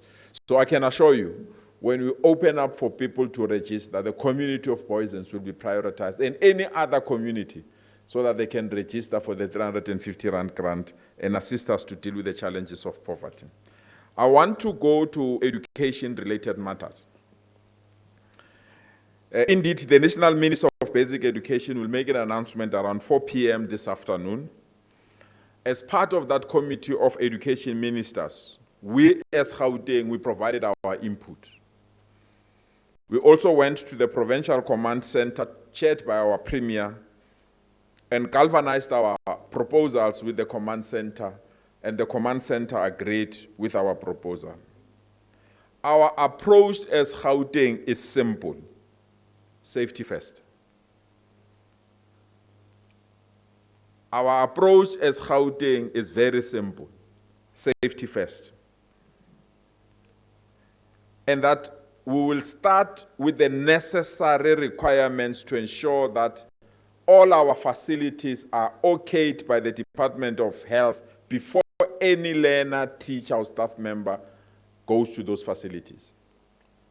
In our discussions with the Department of Health, it says we will surrender our facilities to them. They have to ensure that our facilities are health ready before we can even allow learners to come back to our school premises. So whatever the minister will announce later this evening, because she's the only one entitled in terms of regulations to indicate when schools will close and when schools will reopen. The president is mandated, and the president has delegated that mandate to the minister. So whatever announcement the minister will put, as Gauteng Provincial Government, our approach is that our facilities must be okayed first by the Department of Health, and whoever have to enter that facility must be checked, and they must be screened, and all proper equipments, literally, all proper equipments must be ready before schooling can start. So we are putting the necessary mechanisms and systems in place for any eventuality based on the announcement of the minister. But as we have indicated, we want to reaffirm our position as Gauteng government. Safety first, let our learners be safe first before we can rush to open our schools. And that's the position that we want to emphasize. But in the meantime, we also plead with parents to continue to convert the kitchens into classrooms, because this road is going to be long. That all the support that they're providing in terms of assisting learners with their lessons and also in terms of assisting learners with online education, we plead with parents, please continue with that task. It's a crucial task that we need to protect during this period. But we also plead with parents, especially those that can afford, please continue to pay school fees. Because if those that can afford can stop to pay school fees, we may lose critical and quality teachers in our schools. Because if schools can't afford to pay teachers, those teachers will go and look for alternative employment somewhere. And it's very expensive to recruit or to get an experienced teacher as we speak. So our call is very clear. Those that can afford to continue to pay for school fees, please do so. And those that can't afford, make an arrangement with your school SGB so that this particular matter can be resolved in that particular fashion. But we want to call upon all our educators, all our learners and parents. We commit ourselves to enter into intensive consultation with these institutions before we can decide as Gauteng whether our schools will be reopened or not. Thank you so much, Honorable Premier.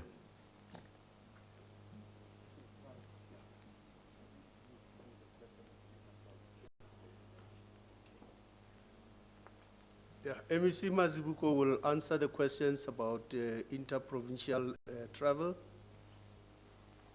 Coordination. Yes.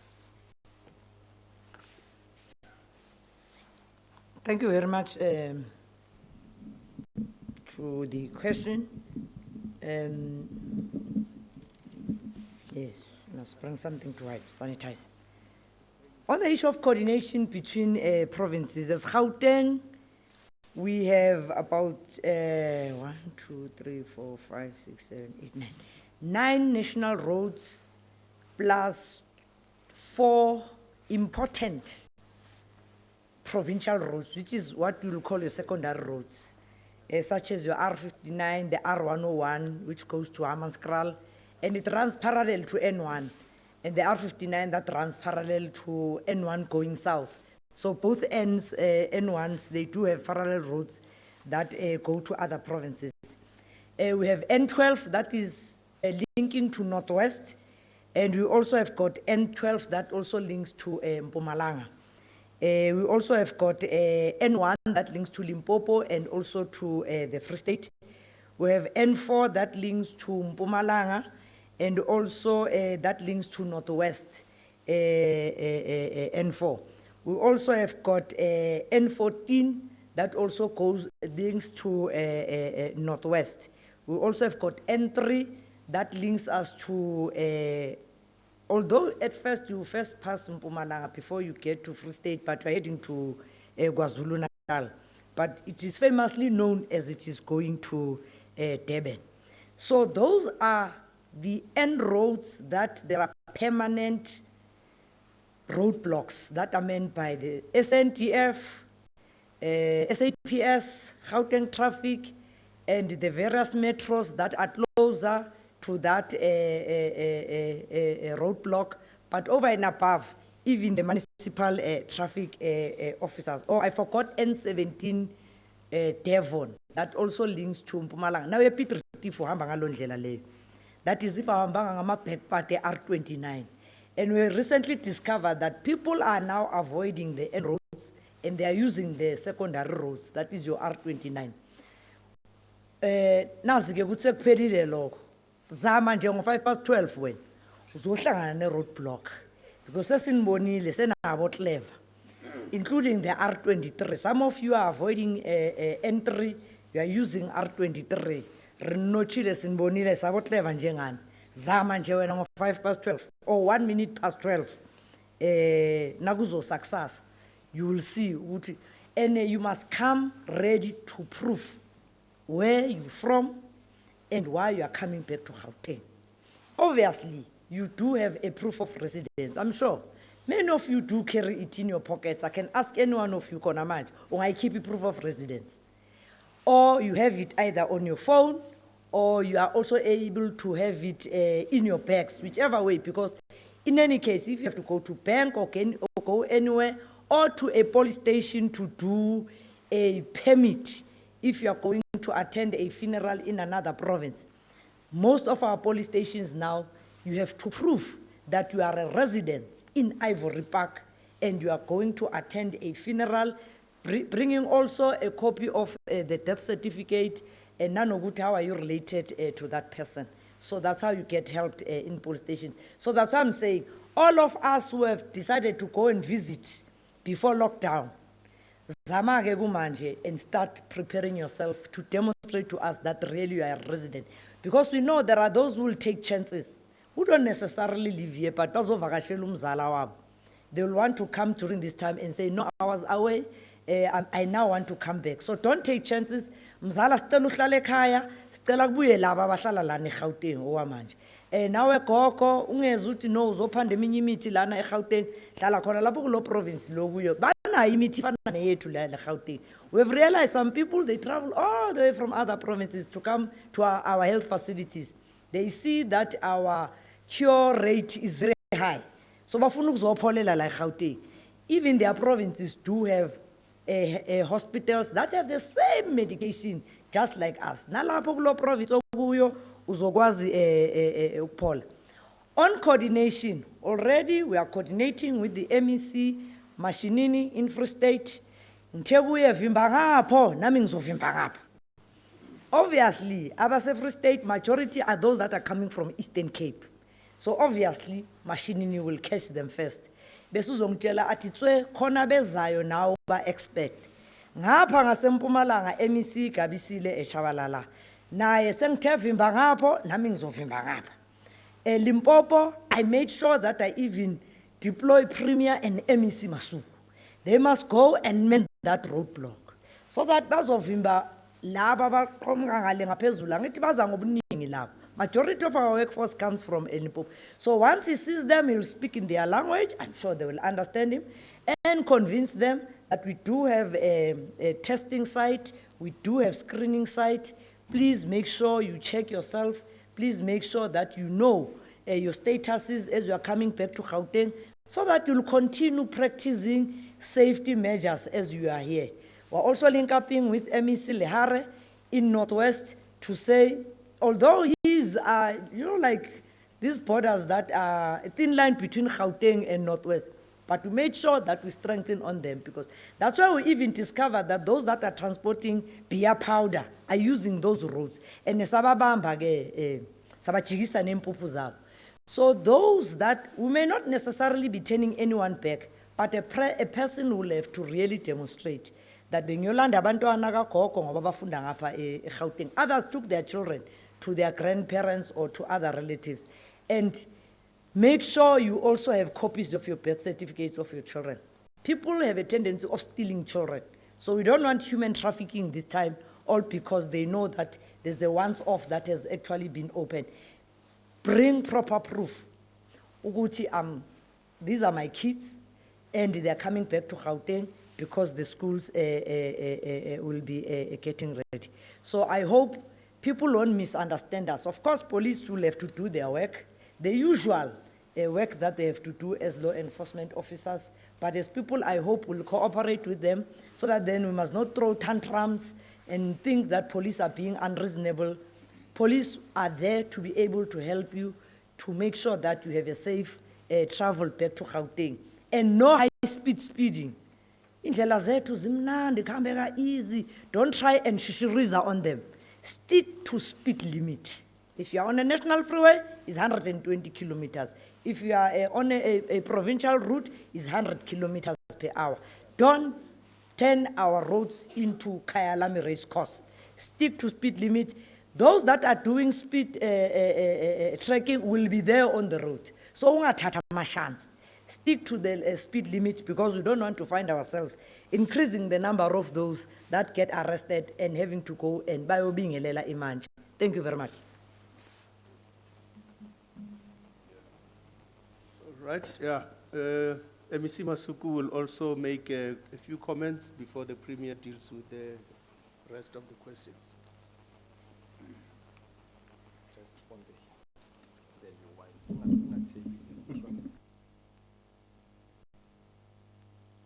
We'll get there. Slowly but surely we'll get there, you know. But thank you, Premier, and thank you, ladies and gentlemen of the media. I'm just going to cover a few areas that the Premier felt that we need to emphasize, and maybe just to emphasize the point raised by MEC Lusufi. It's not about schools only. It's also going to be about public facilities and public buildings, that jointly with the Department of Environment, ourselves, we will be the ones that will be running all the regular desanitization and disinfection of all our facilities. We are also looking at a number of interventions that we have to introduce, particularly to increase our levels of screening in our public facilities, public buildings, and our schools, which also includes big, durable thermal screening that would be happening throughout those facilities. And then also the issue that we have seen that has actually caught the fire of sanitization of the whole body, you know, so the sanitization tunnels, that's what they are called. So those are some of the interventions that we are going to be putting in our buildings, in our public facilities, and we're also going to encourage the retail sector to also join in, and other private sector to be able to do it, so that we are able to generally continuously do the screening and generally continuously disinfect individuals as they enter. There are a few habits that we need to adopt as a country and as a province. Some of them we have to learn from other countries which are known of their basic good hygienic habits, like your Japan, you know. So those are things that we need to actually intervene. But just to assure the public that even the material or the substances that we'll be using to do that, they should be ISO approved in terms of the standards of the quality of that. So it's a work that we are doing. Maybe next time when we have another briefing, we'll give you a better feedback with our Department of Environment on how the scheduling and the regularity of this process would be, particularly even in terms of schools, because social distancing and all other preventative measures or restrictive measures should be continuing, and we should put them in terms of our way of life. And just to also add on the issue of roadblocks that we are going to be screening. Besides issues of permit, we're also going to be doing health screening and testing, particularly for those who will be qualifying to be actually tested in terms of age, in terms of vulnerability, and in terms of actually symptoms. Maybe as we are still talking about screening, it's important to say that we accept that, that we have to increase our capacity. The number that the Premier has given us of 5 million, it's a minimum that we'll have to do. We are importantly thinking that people, as they download Impilo, they will have the ability to do self-screening every day, because screening, it's not once off, it's supposed to be continuous as we go around doing our own daily business. So Impilo app will give you that particular capacity on your hands to be able to do it. So we encourage people to do that. But it also helps for the tracing teams to be able to locate you where you are and be able to disperse. I think other features the Premier actually spoke about. The other important thing about screening is that there are hotspots that we have identified that we're going to continue putting up systems to screen in those areas. Your retail sector, as the Premier have said, your shopping malls, we are going to be meeting with the owners and managers of shopping malls, because some of the restrictive measures, they're supposed to be conducted by themselves, in terms of social distancing, in terms of hygiene, sanitization, and in terms of their own staff. So those are one of the hotspots that we have. The other hotspot that we have identified and we reported last week was a Correctional Services, and already they are part of our command center. They report regularly. We are working with them to make sure that we keep an eye of the areas which are known as Correctional Service actually centers, otherwise known as actually prisons or jails. So these are our hotspots. Said the other hotspot that we have actually put in, that we are going to increase our capability of testing, is just on the issue of testing. So all the people, all the patients that walk into or come into our hospitals will be tested. Whether they come in and they come in for a step chest or for trauma, we are going to test all of them. It's also our demonstration that we want to know the status of all the patients that we are going to be seeing, and also to protect our healthcare workers. So that's a decision that we have actually taken.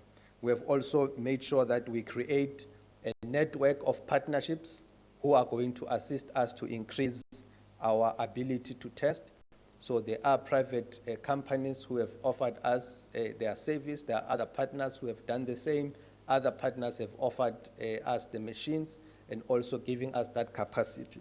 So we are clearly clear that in the next coming months or in the near future, our testing capacity as a province is going to increase, and it will give us a better perspective of what is happening in terms of the infection rate. And we are in that point working in that space.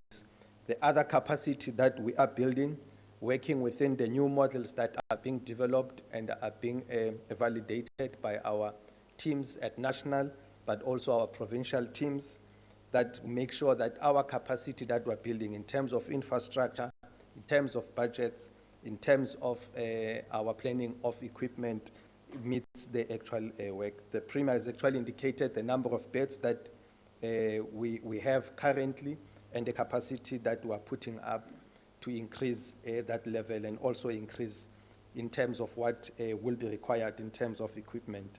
In terms of human resource, it's one area that it has not stopped. I think since we started our term of office as a sixth administration, we have, I think, on 2 occasions have advertised board what we call open-ended advertisement for vacancies that will be filled, so that all our facilities will utilize those adverts to be able to appoint actually staff. And it's something that we are working with our managers to make sure that they must be able to fill all vacancies that are in the system. And we have done quite well, and it's a report that we are going to give in our next briefing, just to make sure that we are able to tabulate how many people that we have employed so far and thus far.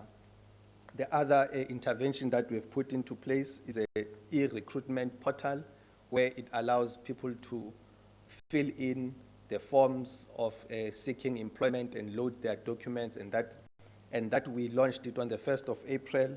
Currently, as we're speaking, we're processing all the applications. We received more than 8,000 applications of different categories, not only doctors, occupational health, environmental health specialists, and all the other categories of our healthcare, including actually clinical associates, which is one of the newer cohorts of healthcare workers.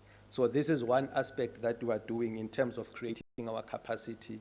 The finalization of the integration of community healthcare workers is also underway as we start the new financial year, and it's something that has come in very handy and is very much helpful to make sure that we improve our tracing ability, we improve our tracking ability with all the contacts.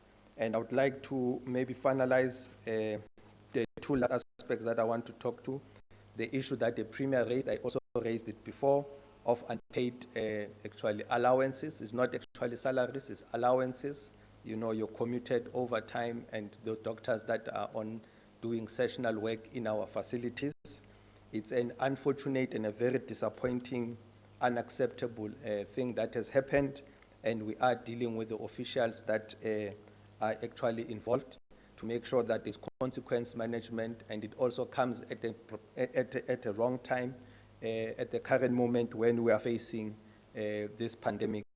And it's something that we are working on with our eGov department, which is the one that deals with a lot of our human resource platforms. And they have given us a report this morning, Premier, that the run has started today. The other run will be done on Monday, on the 4th of May, so that everybody else will be paid by the 7th. And we are working on the figure of almost 800 for committed overtime allowances that have not been paid. The other one is on the sessional doctors, which is around 150. If you are one of the professionals who have not been, maybe you need to make sure that you are part of those who have been submitted for the run. So we think that people must also come forward. It's an unacceptable thing. You know, it's like when, you know, we don't have any excuse about it. It's something that shouldn't happen, and we shouldn't allow it actually to be. And these are the figures, and you must know that our staff complement in a real sense is a staff complement that is over 71,000 actually staff, and we are all dealing with it. But it's something that one of the things that we have to be able to deal with. Lastly, as just an appreciation of all our healthcare workers who are doing a whole lot of work, you know, in our facilities, just getting prepared and also treating all the patients that we have been having, especially our healthcare workers. It's important to note that on Tuesday, the 5th of May, we normally have an international, we observe and acknowledge and celebrate the International Midwife Day, which will be actually celebrated with our midwives. And also on the 12th of May, it's an International Nursing Day, where we remember Florence Nightingale, the woman who was the first nurse during the World War. So these are the days that as government and also as a department, we are going to celebrate and acknowledge and make sure that the whole country and the whole province acknowledges these days. And these are days that are quite important because for some reason, Premier, World Health Organization had declared 2020 the year of a nurse and the year of the midwife. And so coincidentally that it's the year that now we are facing this pandemic, and we are having these soldiers in the forefront, in the front line, to be able to defeat this pandemic. By and large, thank you to the public, but we are building a lot of partnerships, as the Premier have said. We've already met. We are meeting with the African traditional medicine practitioners in the coming week to make sure that they are also aligned and also part of the whole process. Remember, we are also in Africa, and we still have to decolonize part of the work that we are doing and also include African tradition practices, which is indigenous knowledge system. And we also have met with the associations of all the funeral parlors in Gauteng, just to make sure that we understand each other and we have a standard SOP that we have jointly developed. Yes, we are looking at the regulations from national, but adapting them to Gauteng circumstances and situation in terms of SOP on how bodies get picked up, what is required, and how the bodies gets handled during funerals in terms of viewing, in terms of doing the traditional rituals that we'll have to accept that they do happen, and also just to monitor the number of people in the funeral that they are actually organizing. So we had a very successful engagement yesterday, which was quite fruitful. So the SOP, the request was that we need to be able to semi-gazette them so that the Premier and the provincial government, including the security cluster, approves the SOP and then also announce it to the public so that no one does something outside that. And we are quite happy with the partners that we have been receiving, and we also wish to reiterate the words that the Premier have actually expressed of gratitude to all our partners. Thank you.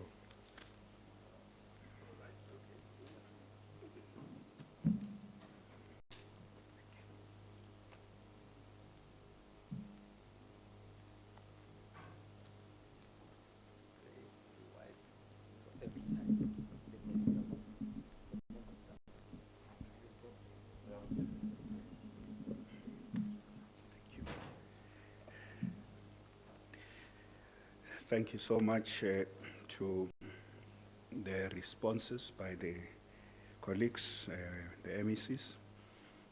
I just want to emphasize that we want to welcome those who are coming back to work in our province, who are working in different sectors of our economy, and those who live here. So a message we are sending is that they should come back home. But we want to advise them that they should be ready for waiting on queues and patient. They should be patient, and I also want to counsel that they shouldn't wait until Sunday. I know how people from Limpopo operate because I come from there. They often wait until Sunday, and all of them want to drive back on the same day. The queues would be long. So we are working throughout the weekend. I will be on the road with our law enforcement officers and our health workers. All the MCs will be there to give them a morale boost. This is an important weekend for us. It's a very important weekend for us. So there shouldn't be any suggestion as we speak that they shouldn't come back. As I say, if you live here and you will be able to come back to the province with this once-off opening opportunity that the MEC, the once-off.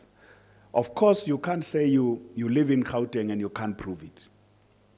Because if that was to be the case, then all the interprovincial movement that is prohibited, not allowed, will just collapse. And what the Minister of COGTA announced was, when you come, this is a once-off. When you're coming here, you must be knowing that you are not hoping to go and visit again over the next weekend, as people often do. You think you will drive and get onto the road and you are back to the Eastern Cape, and then you are back to Limpopo, you are back to KZN, and then come. Coronavirus is transported by people. It loves the means of transport that we use. If we are in our cars, we are transporting the virus up and down. If we are using the trains, if we are flying, we are transporting the virus. The reason limited movement is imposed on us is to prevent the virus from moving up and down.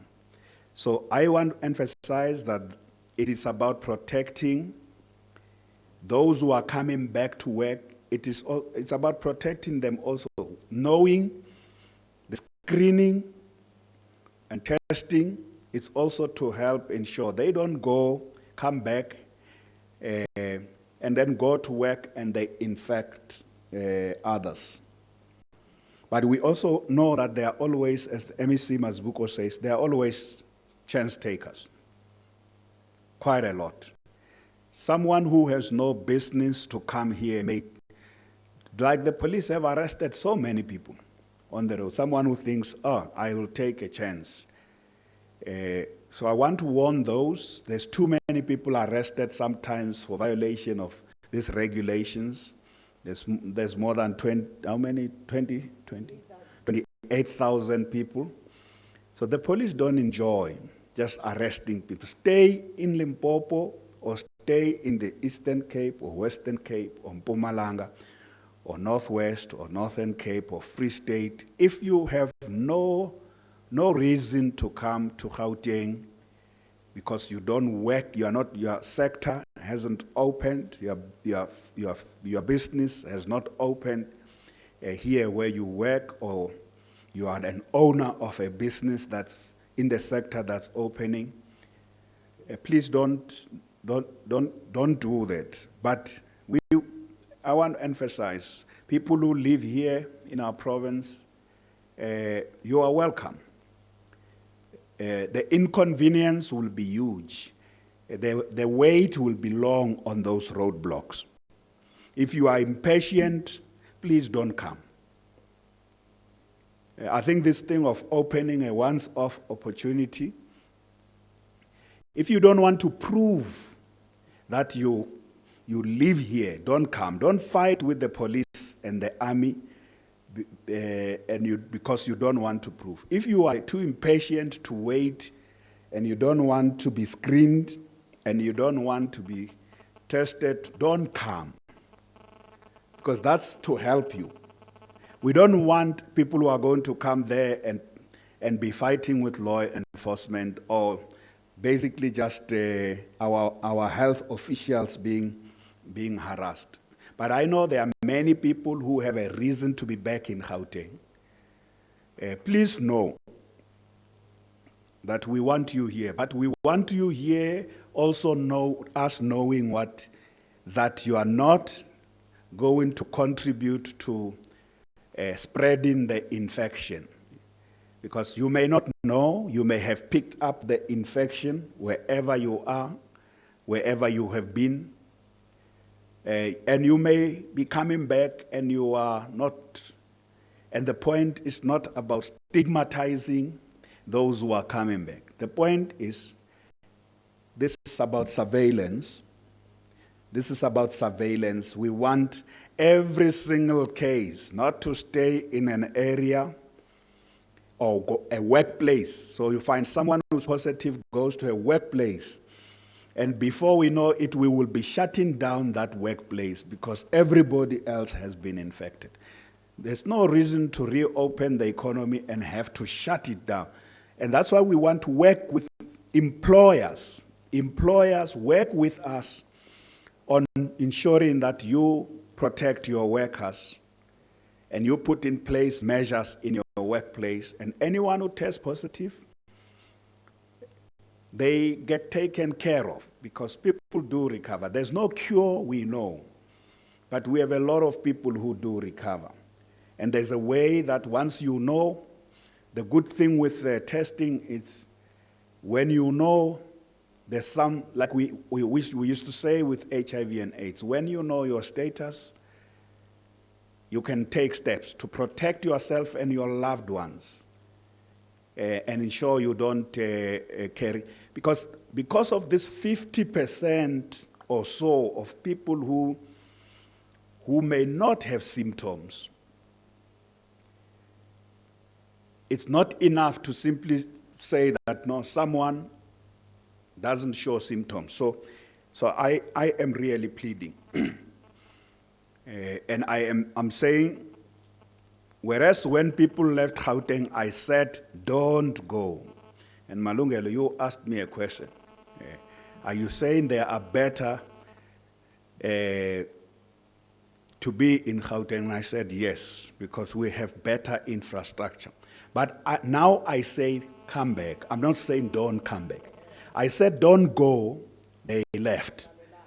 But I'm now saying, I'm not saying to them, don't come back.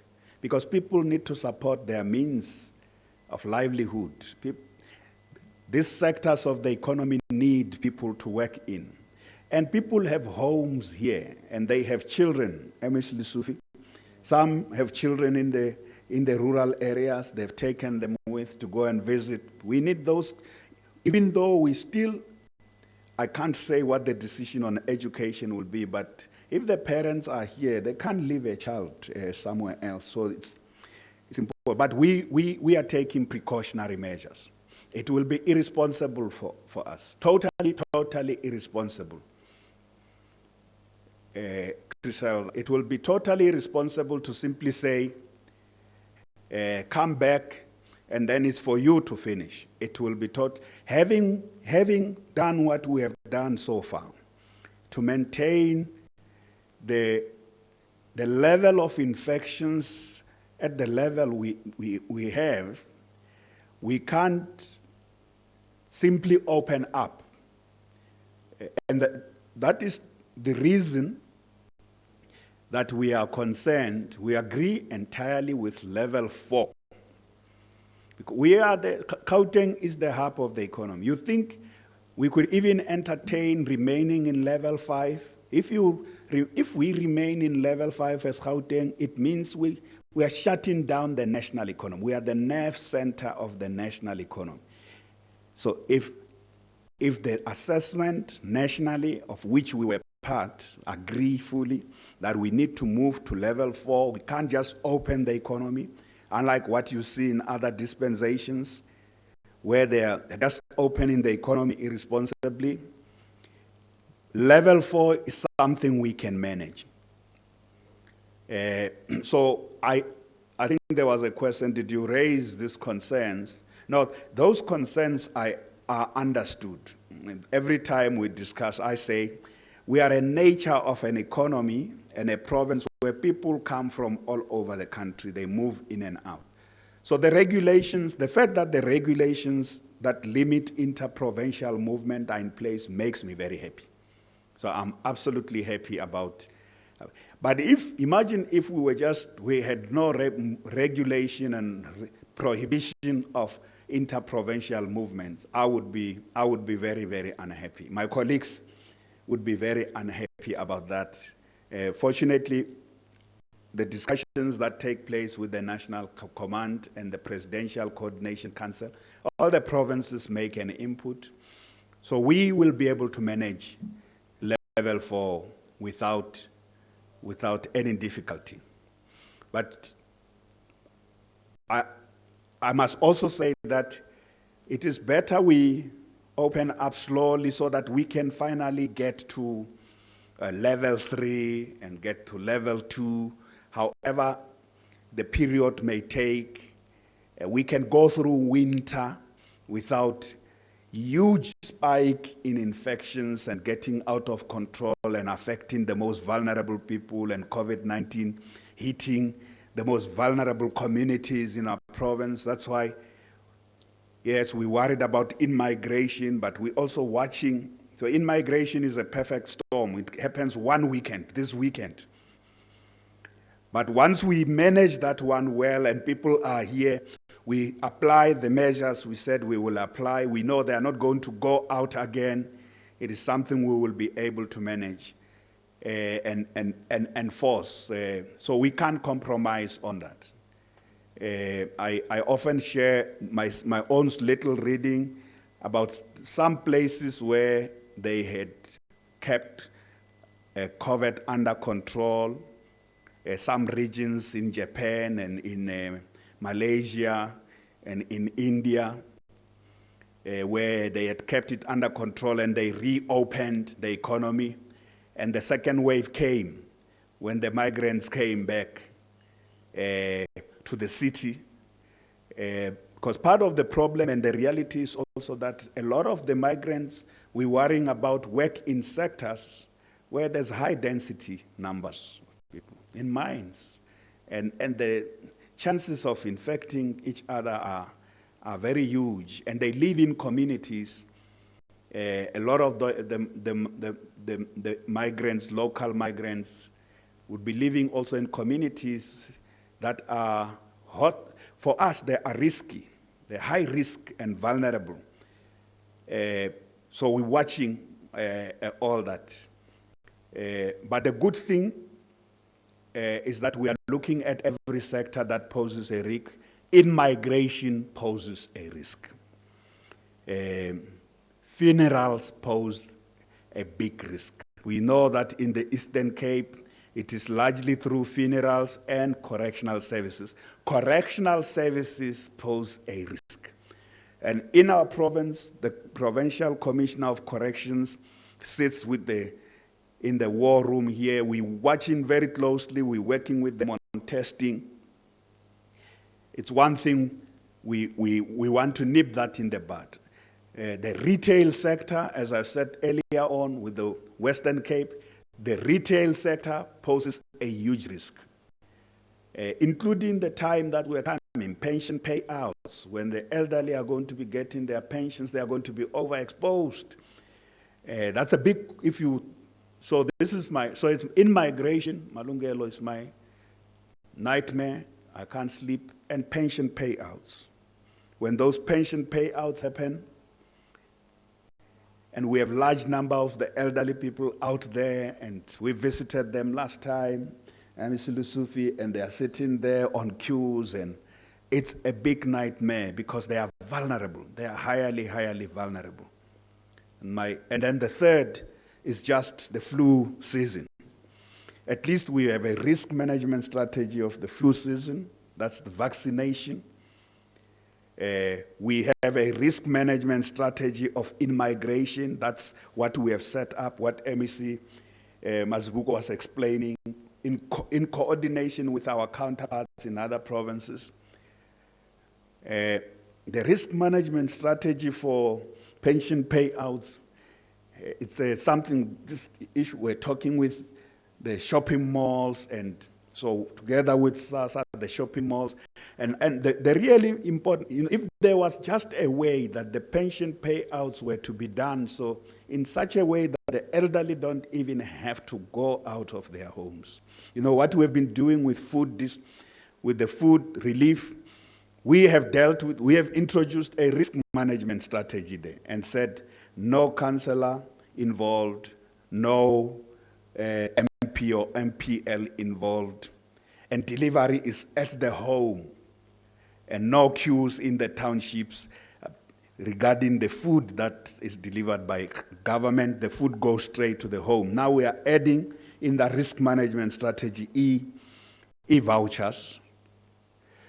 So what you would see is that where we identify risk, we do a risk mitigation in there. But we need citizens to work with us. This is not about government, it is about us working together to confront this highly risky situation, this invisible enemy. So there's no issue about us. Level 4, we are not a Republic of Gauteng. So we can't stay, there's no part of Gauteng where we can have level 5 or level 3. The whole of Gauteng is under level 4. We will assess if the situation gets out of control in another area. We will go back to the National Command Council and say we are because Gauteng is highly integrated. What you need to understand is that someone may live in the West Rand, but they would be working in Johannesburg. Sometimes even working in Ekurhuleni at the airport. Someone may live in Mogale City, but they may be working at the airport. Someone may live in Sidibeng, in the Val, but they may be working in Centurion. So Gauteng is highly integrated. We are a highly integrated economy. People work here and they live there, and they live in this space, and then they work in another space. So you can't say in this region or district or metro you have a different level. But you can't also say Gauteng must remain in level 5. We can't do that.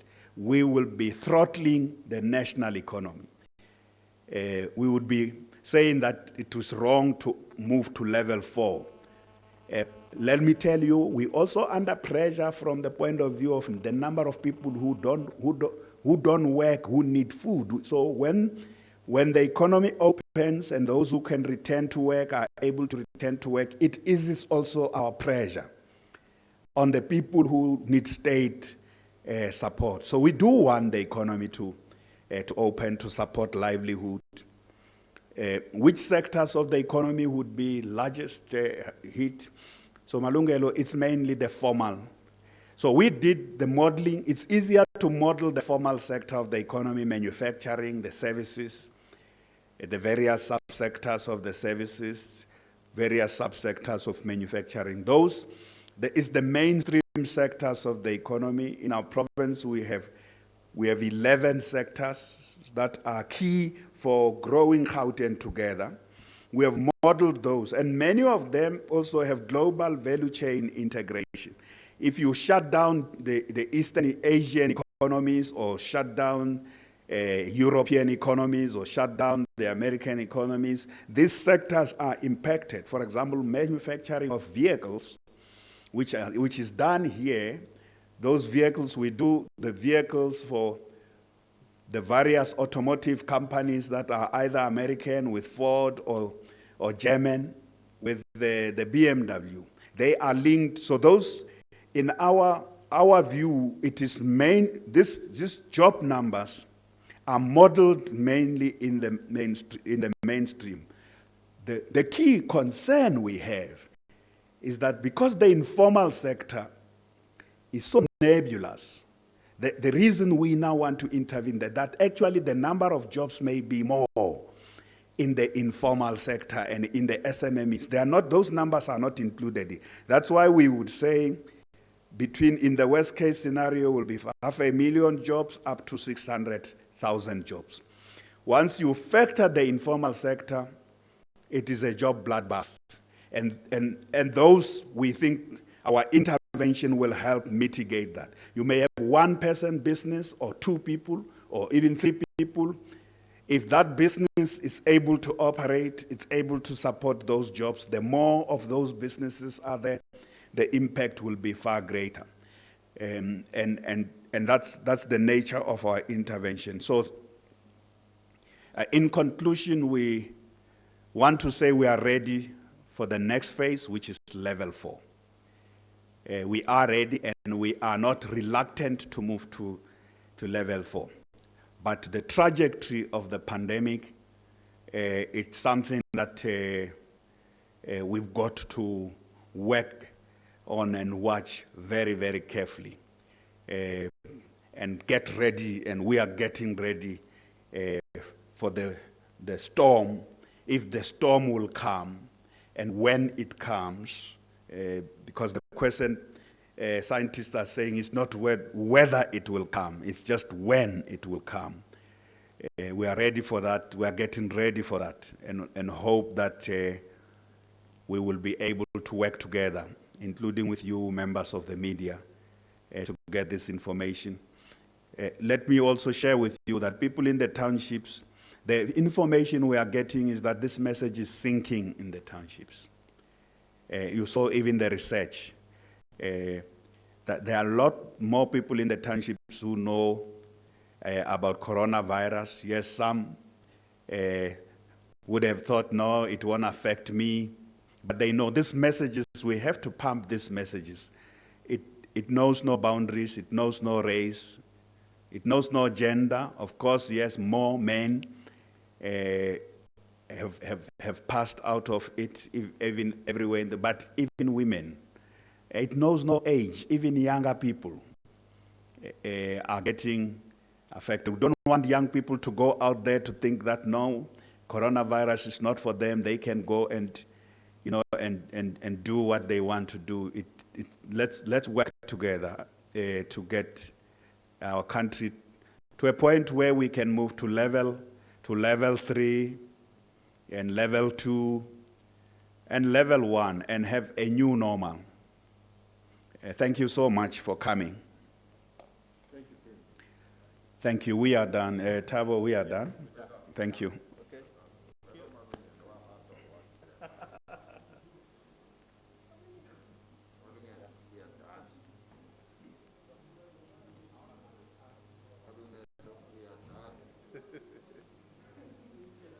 All right, thank you very much, ladies and gentlemen.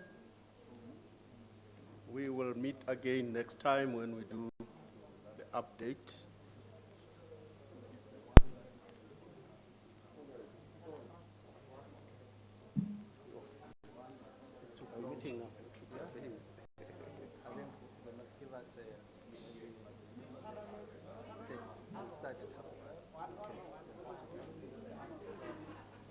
Because they will have to come and rearrange. Yeah, they don't really